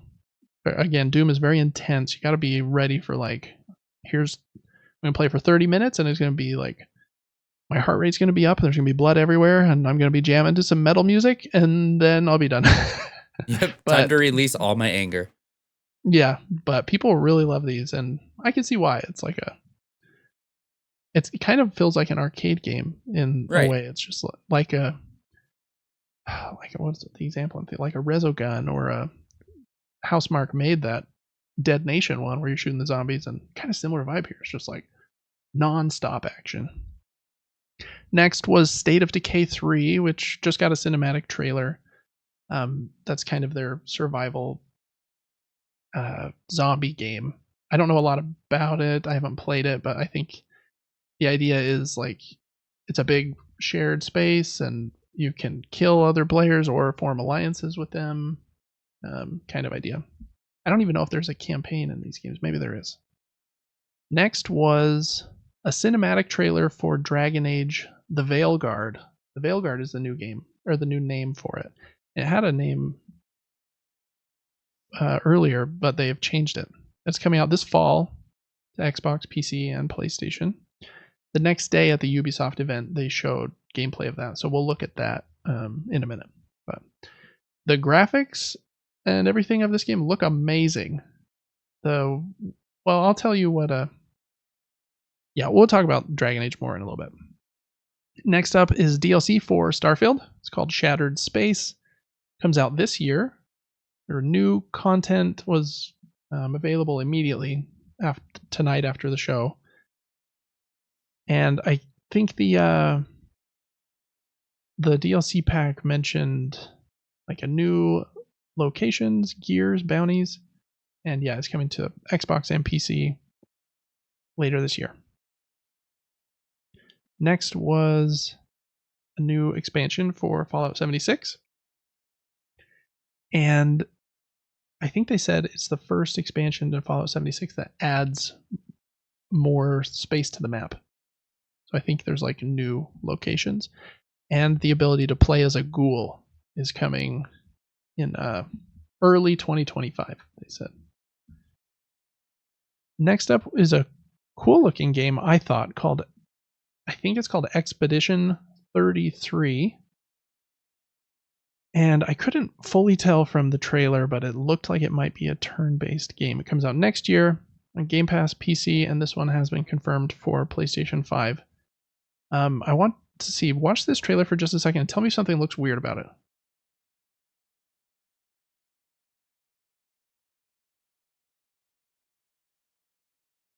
I feel like a jump scare's coming.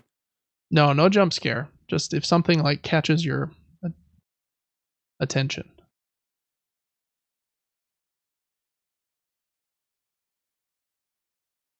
Surprised you haven't caught it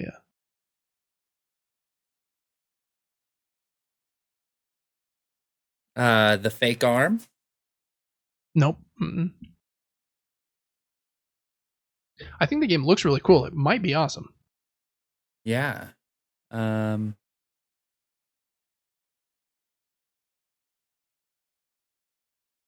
As a little hint, so that there's not too much dead air. Look at the male character. I'll take a sip of my Mountain Dew, see if I can burp again.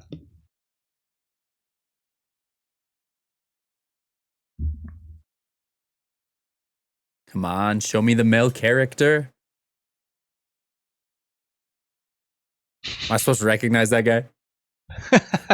I thought you might. The note I put in the document is that Robert Pattinson? Oh, really? It looks like it to me, and I was listening to it and I was like, I think that's him, but they didn't put his name anywhere. So yeah, I'm not sure. It's got to show the face one more time. So Edward might be in this, huh? Yeah, rewind a little bit and tell me if you don't think that's Robert Pattinson. Oh, shoot. I can see it. 100%. Yeah, I swear it looks like him. And even maybe more at the beginning of the trailer, but I don't know. I'm sure if I Googled that a little bit, I could find the answer, but I think Robert Pattinson is in that game. Next up was a trailer from one of Xbox's own teams, from Compulsion. I didn't say that right. Compulsion Games. And it's a game called South of Midnight. I don't know a lot about what this game is. It looks like kind of an action adventure game where you're in this like deep south with these crazy cool like mutated creatures. You're riding this giant koi fish, and the animation has that Into the Spider-Verse movement style where it's like a little glitchy. But yeah, it looks pretty cool. It's coming out next year. Game Pass, console, PC. And I thought this one looked fun, at least for being like a cool theme. It looks like, I don't know, God of War combat kind of. You know, a lot of games kind of employ that hack and slash kind of combat. But I don't know, it could be really cool. The trailer ends with this giant like alligator thing trying to eat you. Hopefully it's good. Next up was I think just a cinematic trailer for a new expansion for World of Warcraft called The War Within, out on August 26th, only on PC. Yes, since Xbox is really aligned with PC, they wanted to have a PC only reveal here, I guess. But yeah, I don't know. World of War. I'm really picky with fantasy. I think I'm starting to realize where World of Warcraft seems like it's a little too hardcore fantasy for me. I don't know the right word for it. I know what you mean. I think I think it's called high fantasy, like Lord of the Rings. Like I love Lord of the Rings. I think that's high fantasy. And then this seems like it's a layer below that where they're like, we're gonna lean really into I don't even know what's that creature, the green one. Anyways, so I don't know. World of Warcraft has never really captured me, but if you like that, new expansion, August 26th. Next was another look at Metal Gear Solid Delta Snake Eater. I think it's just a remake of that game, which I know a lot of people love. So I'm excited to maybe try Metal Gear for the first time this year. I think they've had a couple remaster collections come out with Metal Gear Solid 1 and 2, and then it'd be fun to play this one, which I believe is 3, as like the remake version of 3. And then I have 4 downstairs in the basement on my PlayStation 4, or excuse me, PlayStation 3, and we have 5. I don't know. Lots of stuff there. Next was an update for Sea of Thieves. Season 13 is on July 25th. I don't remember what they said. Oh, I think you can choose to be like a villain in this one and use like sail around in it's not the Black Pearl, but it's like the bad guy's ship. Next up is a Souls-like game called Flintlock: The Siege of Dawn, which is out on July 18th, also coming to PlayStation. And it's a Souls-like from the makers of Ashen. And we played Ashen for a little bit. I thought it had potential. We kind of fell off it for some reason. I played it? I believe we did. Let me double check. I probably did. My memory's bad. Yeah, we totally did. I can't remember what other game this developer made. A44, Ashen. Maybe that's the only one that they've made. I don't know. Anyways, did I say if it was co-op? I didn't write that in here, but if it is co-op like Ashen was, that could be a fun time. Okay, next one is called Age of Mythology Retold. It's September 4th, Game Pass and PC. I didn't know what this one was. It's Retold being in the title made me think it was a remake of some sort. Next one was a big one. This game has been in development for a long time. I think the Initiative, I think, is Microsoft Studio that is in charge of it. And they initially called themselves a quadruple A studio, whatever that means. Most teams that are big are called AAA. So I don't even know. But they've struggled to get this game out, but it looks really cool. It's a kind of a reboot of an older series that Xbox owns called Perfect Dark. I think Perfect Dark was originally made by Rare back on the Nintendo 64, I believe. And yeah, the trailer's super cool. You can it's a little hard to tell exactly what kind of game it will be, but you're like sneaking around, hacking stuff, trying to do like corporate espionage maybe, or like government espionage. I'm not exactly sure, but the trailer is very beautiful. Looks like it could be good. And that's a big reveal for the Xbox team. So happy that one came out. They didn't, I don't even think, say a date at all. I don't even think they said next year or anything. Next was a trailer for the expansion for Diablo 4 called Vessel of Hatred. It's a brutal trailer. At the beginning of the trailer, they even put a note up that said, some of the content in this trailer may be difficult to watch for some people. And it was just kind of body horror at the end, like her limbs like ripping in half in like a weird way, and this demon's like torturing her. Definitely gross looking. Yeah. And it's even worse if you go back a little bit. It like shows it ripping. It's gross. It's out on October 8th. There's a new class, a new region, new story. And yeah, this was just a cinematic trailer. Next up was another big showing for Xbox. It was Fable, which is coming back after a long, long time. Out in 2025. It's coming to Game Pass, console, and PC. And it's just a cinematic trailer, but it was a fun-looking one. It seemed like you play as a female character, which I think they show here in a minute, who is either like learning from Humphrey, this guy, or like going along with him on his quest or something. But yeah, it looks beautiful. I know people really love Fable as like a little bit less serious of an RPG, but I think it also has like a good story and lots of fun you can have. Yeah, I would like to play that. Yeah. And some cool monsters like that giant frog and stuff. Next up was a very small game for them to put in their conference, I thought. It was called Winter Burrow, coming out in early 2025 on Game Pass, console, and PC. The reason I thought this game was cool is it's being published by Noodle Cake, and I love Noodle Cake Studios. They make Super Stickman Golfing, or Super Stickman Golf on mobile, and I think those games rule.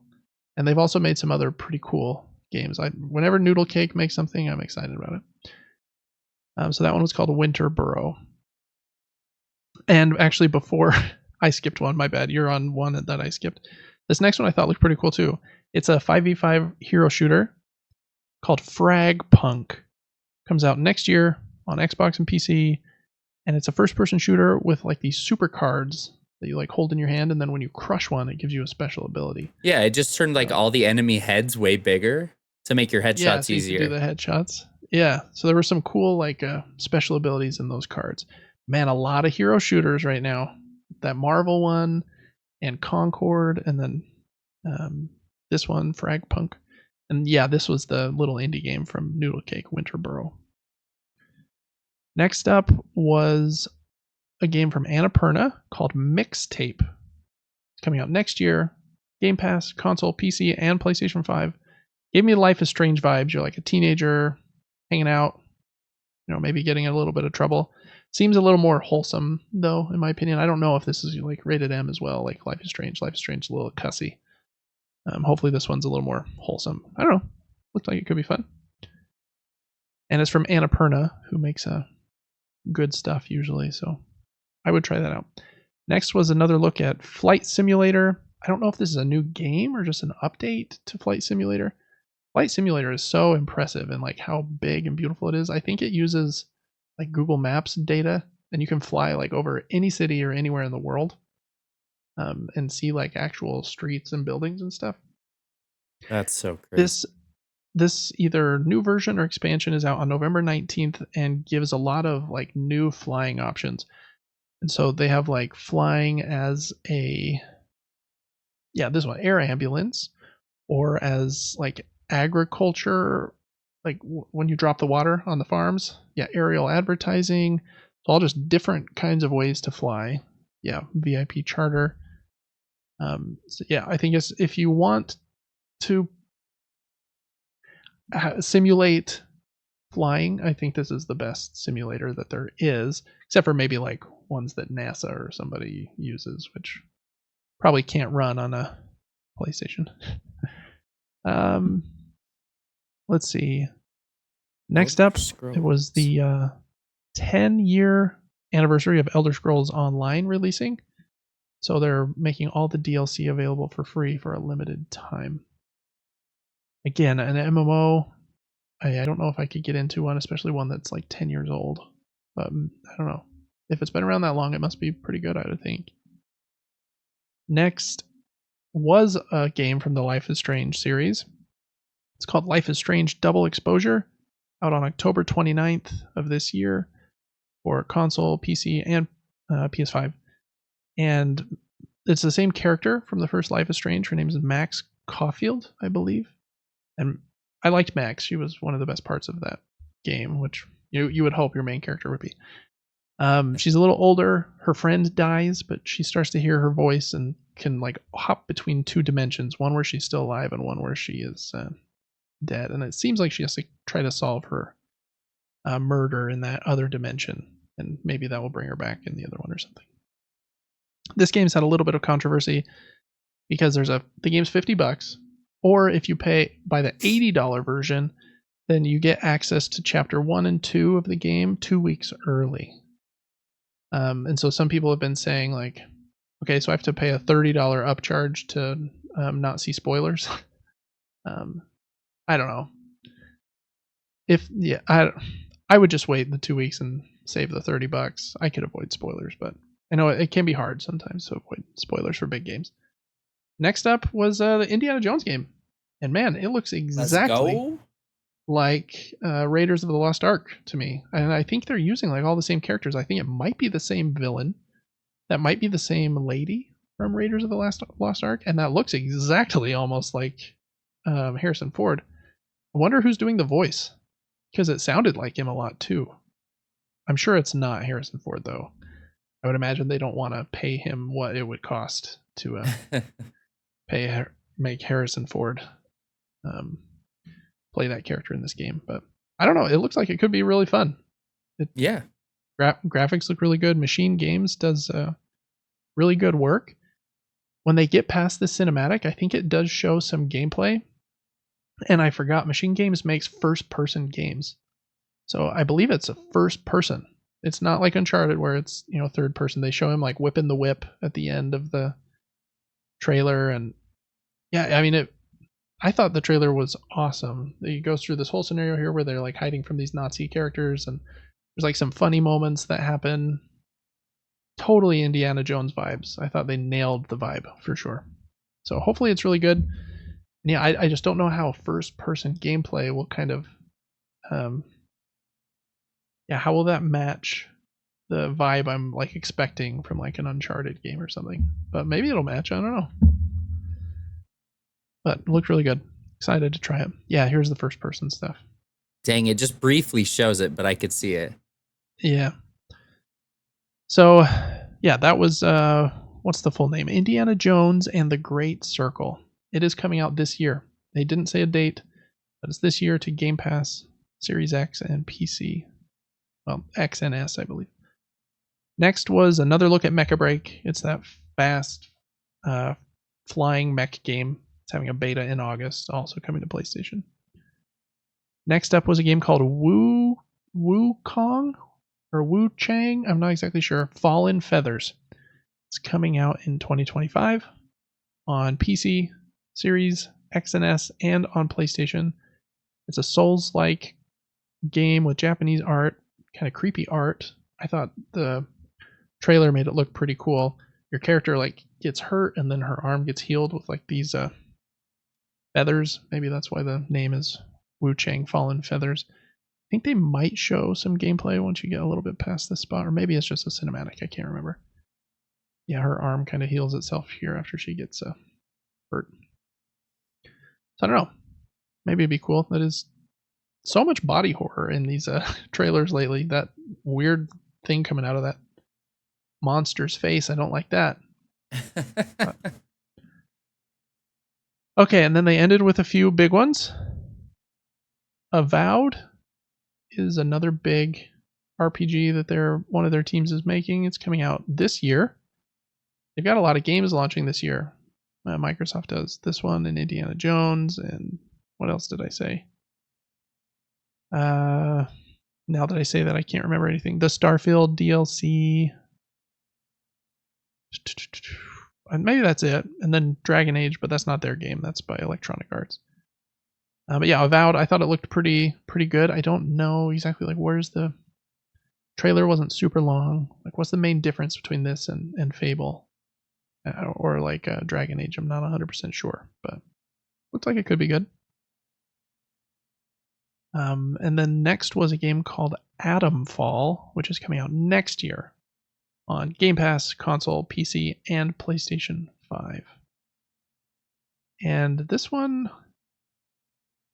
I don't remember everything about it, but yeah, those big kind of robot things and kind of this World War II setting. Yeah, I don't know. It looks like it could be interesting. Yeah, I've never seen an aesthetic or this time period with robots. I feel like they've targeted a very small niche.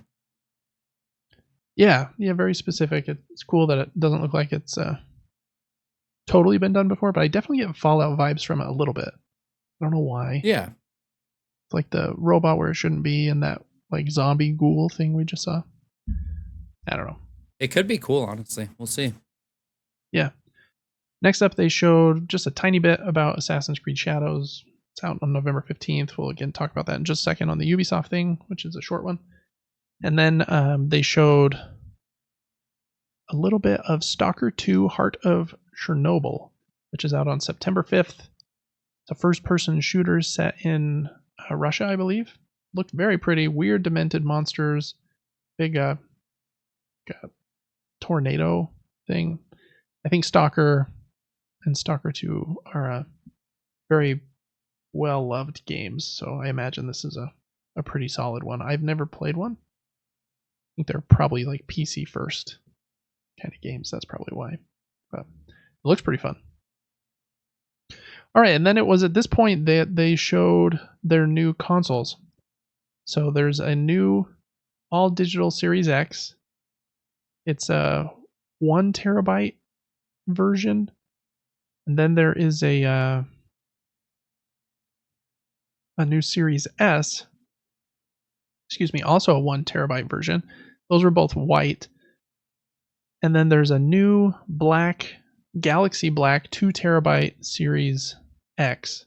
That one is $600, which was a little surprising, to be honest. So yeah, I don't know. I thought that was kind of odd to announce kind of the same consoles, but more expensive ones. I would imagine Microsoft can get quite a deal on storage. Just having the fancy Galaxy Black colors and an extra terabyte of storage. I was a little surprised it was $600. Makes sense to me that they'd want to have new consoles out since Sony is, it seems almost certainly, going to be announcing their Pro model that's going to go on sale this fall. So it makes sense that they would want to have something new too, but those weren't new. They're just have more storage. It's a little weird. And then the show ended with their one last thing, which was a trailer for a new Gears of War game.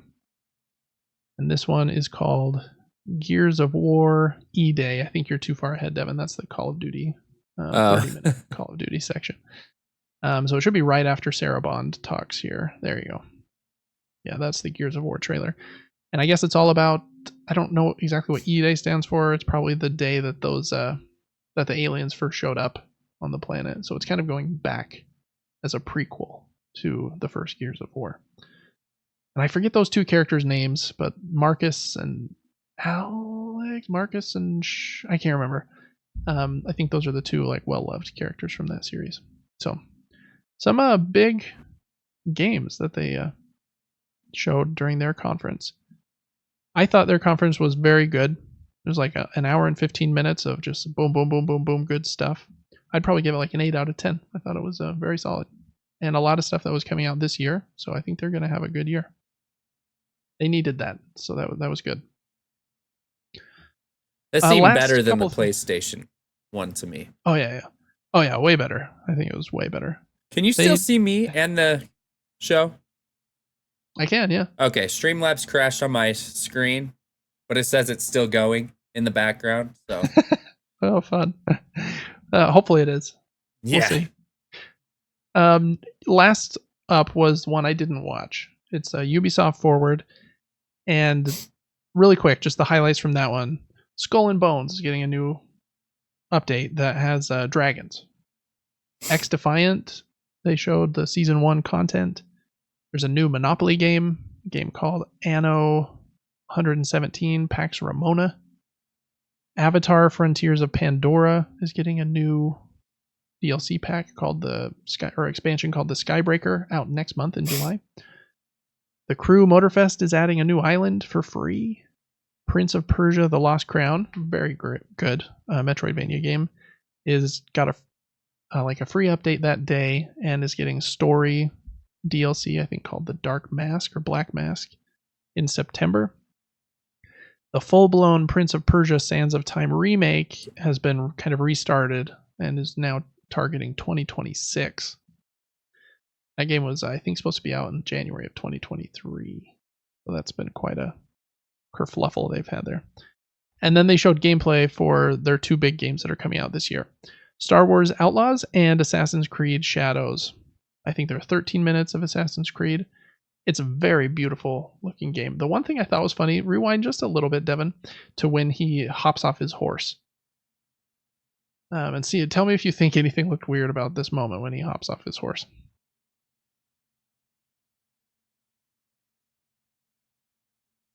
Nothing? I don't know. His leg went right through the horse's neck and head. Oh, okay. I was just really surprised that they didn't catch that in editing or something. I don't know. Maybe they thought it would give them some cred. Yeah, people know that it's not quite finished and we'll finish it up. But his leg just went right through the horse's face, and I thought it was funny. This game looks so pretty. It does. Very, very cool. I was surprised at how violent it is when he starts beating people up with that spiked staff. Did you see any of this, Devin? I did. It's brutal. Oh, okay. Yeah.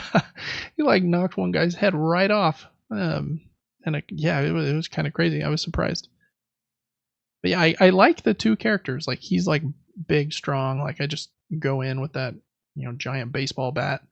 And then the other character, they show 5 or 7 minutes of her gameplay, sneaking in and hopping on the rooftops and stuff. So I thought the gameplay looked pretty solid. I'm sad because I want to play as her because I think she looks cooler, but I think my play style is just to beat everything up in an area. So I should probably play as him. Yeah, I think he looks pretty cool too. And I think in most missions you get to choose which one you do. I think it said there are some sections where you have to do a specific one, but sometimes you get to choose which character you're going to play as. So that might help too. So yeah, I thought that looked really good, that gameplay. And then they showed gameplay of Star Wars Outlaws, which is a little tricky to tell exactly what that is like from that gameplay section. But man, it's also very pretty. That's the behind the scenes that you're in now. So if you go left a little bit, or rewind just a little bit, I think Star Wars might be the thing they opened with. If you go back quite a ways. Yeah, I think it's the other big section. Left. Right. Oh, you're right. Yeah. But very, very pretty open world. Lots of characters on the screen. If it really is this populated. Sweet. It looks really cool. Very beautiful. And I thought this looked really cool too. You get in your ship and you get to walk all the way to the cockpit and then fly around. I don't know how open it really will be. At one point you fly out into space and then you fly down to Tatooine, and they do the No Man's Sky thing where you fly down at the planet and then you go through the atmosphere and then you land, or then you're at Mos Eisley. I'm guessing you can't fly over the whole planet. It's just no matter where I hit this planet, I'm landing at Mos Eisley. I don't think it's it's an open world game, but I don't think it's trying to simulate huge planets like Starfield or something is. But yeah, even though this ship combat looks pretty fun as well. There's like random events that pop up. You can help people and they'll give you credits, and you're kind of like an anti-hero, like a little bit of a smuggler, and you help with stuff to make money. Dude, this looks sweet to me. Yeah. Those like nostalgic Star Wars vibes get me, and I'm like, yeah, I'm in. But I have been burned by Star Wars lately, where like some things have just been like not very good. I think this game is supposed to be set between The Empire Strikes Back and Return of the Jedi, so it's in like a cool period. So I don't know. It could be really cool. I think that this gameplay trailer makes the game seem bigger than it really is. They said that it's like a 30 hours to beat, like 50, 60 hours to 100%. Which for an open world game, that's like the time frame I want, I think. I'd even take a little smaller than that probably, but I don't want it to be too much bigger. But yeah, some cool like vehicle, what's that called? Transportation? That's not the right word. Mount? Yeah, there's cool vehicles. When you fly in the ship and you're on the speeder here, it's super cool. And you have like I think it shows it here in a minute. You can kind of scope out like the bases, like Far Cry or something. So it is kind of Ubisoft in that way, where like you're, trying to take over enemy fortresses and stuff. Your little creature companion is what gives you your like sixth sense ability. At one point here in a couple minutes, she says, "What's his name? Nivi? Some name. Can you see anybody?" And he like makes this sound with his gills. It's actually in just a second when you walk in this room to your right. And then from his sound like that, you can kind of see through walls in just a second right here, actually. Oh, weird. Yeah, so I kind of like that. It's basically just the same thing as like the listen mode in The Last of Us or whatever. But I like that the little creature did it. Yeah, it's like truly. he's helping you a little bit. Kind of a dumb, silly thing, but yeah, I don't know. It looks like it could be really fun. I hope that the gameplay doesn't get stale. If right. It's like always just repetition. Yeah, that's kind of my problem with Ubisoft games generally. Is like Far Cry looks fun for like the first 3 bases, but then there's 75. And then Assassin's Creed is fun for like the first 6 hours, but then there's 106. So hopefully the fact that this is like a smaller, more focused game will make it fun. And hopefully there's a little more variability. Okay, that was a bear. That was a bear. You did a lot of talking. Well, I had watched these before. And so I kind of knew I'd be the one that at least said what the games were, and then you could pop in with whatever you thought looked cool. So I'm glad we did it this way, recording both things. Yeah. So that kind of you and anyone watching the video version can kind of experience those at the same time. And anyone that was watching or listening on audio, I hope that I gave you enough detail. Maybe this might be one where you also just check out the video version, or maybe you've already seen these showcases anyways, and so just a little audio refresher of us talking about them, might be enough. All right, well, that was everything. So I thought we'd maybe just end by just saying, which of these conferences do you think was the best so far of the summer? We had Sony's a couple of weeks ago, which we both said was super mid, other than Astrobot, which looks amazing, and some previews of Astrobot have been going up, and everyone's like super raving about it. So I'm like all in on Astrobot, but that was like the saving grace of that presentation.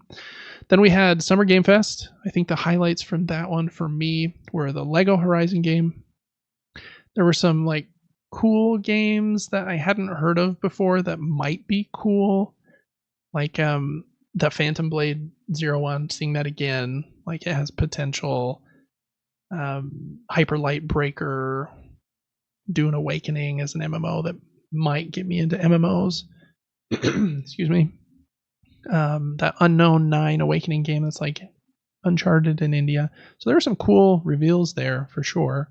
Then there were the 2 indie ones that I really liked that were kind of there were 3 indie ones kind of. There's Day of the Devs, Devolver Digital, then the Future Game Show, that were kind of all focused around indie games. Skim, where you're hopping through the shadows, I really liked.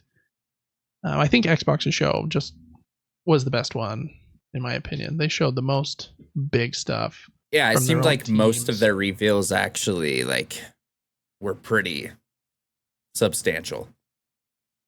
Yeah, I think so too. Perfect Dark looks awesome. You should finish that trailer, Devin, after we're done here. And the Gears of War trailer is super cool. That Stalker 2 trailer was cool. The Avowed trailer and the Fable trailer. The entire Indiana Jones one. Sorry, I've been talking for too long. All of those looked great, and those are just the first few things I looked at. The flight simulator thing, I was like, man, this looks so cool. Doom, the Dark Ages, just like has 30 seconds of boom, like high octane, like metal music is awesome. And the Starfield DLC, I think a lot of people are excited about. So I think they had some bangers. And that Expedition game with maybe Robert Pattinson. Yeah, I think the more I think about it, I think I'd probably give their conference like a 9 or something.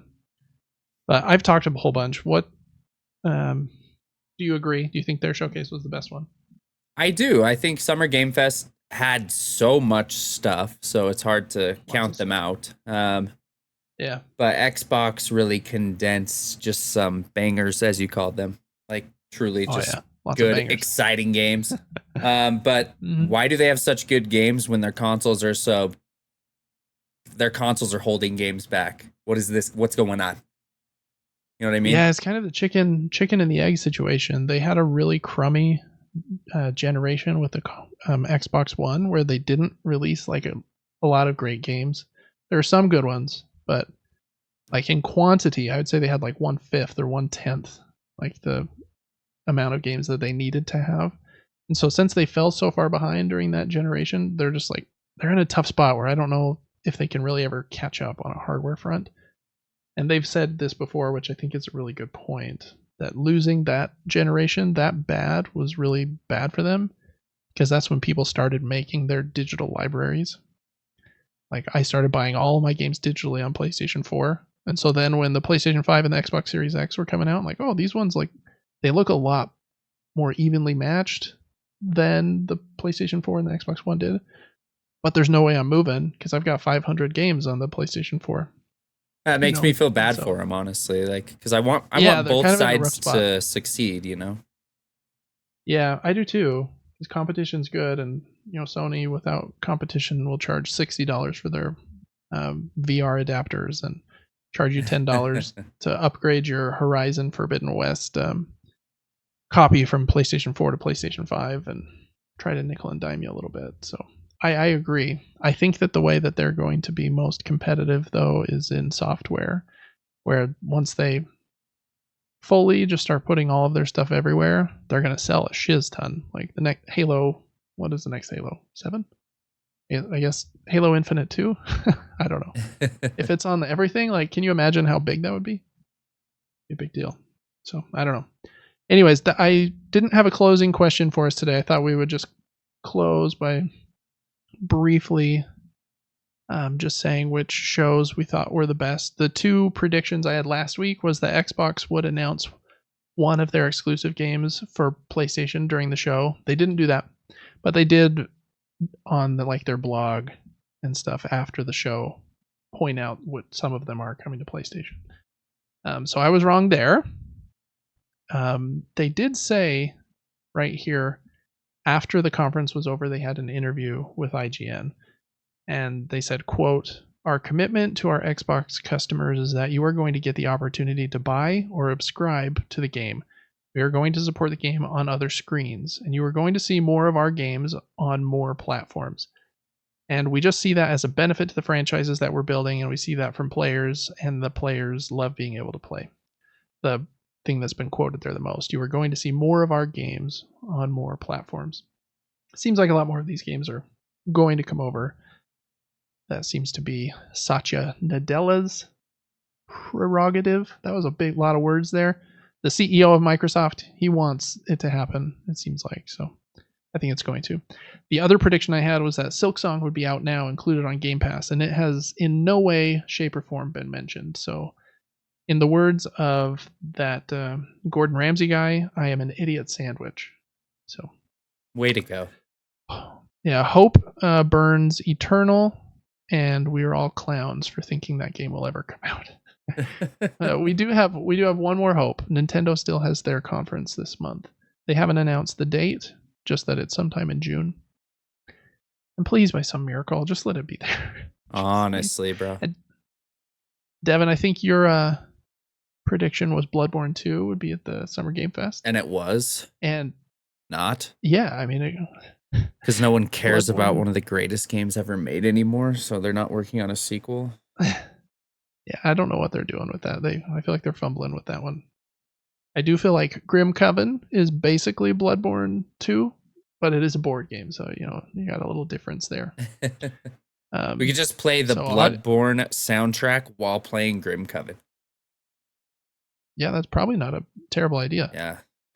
Oh man, I need to decide if I'm gonna get that or not, and it's hurting my bank account just thinking about it. But it looks so cool. It does. It really does. I just need to figure out if I would like the gameplay. I can't. It's like judging a book by its cover. Sometimes you can't judge a game by its cover. I need to know if I'll like the game. I have this other game coming, I think in August or September. It's called Marvel Dice Throne Missions. And basically, Devin, you played a different version called Dice Throne Adventures with me a long time ago. It's a simpler version of that where you, and either by yourself or with some friends, choose a Dice Throne character, and then you play against a Dice Throne villain on this map. But they're a lot shorter experiences than that Dice Throne Adventures one was. That one was a little longer than it needed to be. But I'm not sure if I would like a dice or a boss battler that isn't in a cool... Like, I love the Dice Throne system of, like, rolling dice and re-rolling and playing a card. Since I already know I love that system, like, Dice Throne Missions was an easy yes for me. And it has 20 different boss scenarios. So maybe that should be my boss battler, and I should ditch Grimcoven. Hey, no judgment from me. Chat. Do whatever you need to do. Yeah, I don't know. Let me know in the comments, boys and girls, if Grimcoven is a yay purchase or a no, save your money, David. I don't know. Well, Devin, anything else you want to say before we go? No, it was a great show. There's a lot coming out. I'm excited to see what the future of gaming holds in the next 2 years. It was also really fun to do this episode because I was able to watch gameplay the whole time, and I love games. Yeah, I think it was a fun one too. It'll be interesting to see if people like this episode, since it's basically just like a bunch of us talking. But I think that's why it will be fun to maybe just move our heads a little out of the way, put the video that you were recording up in the middle, and then they can kind of see some stuff while we're...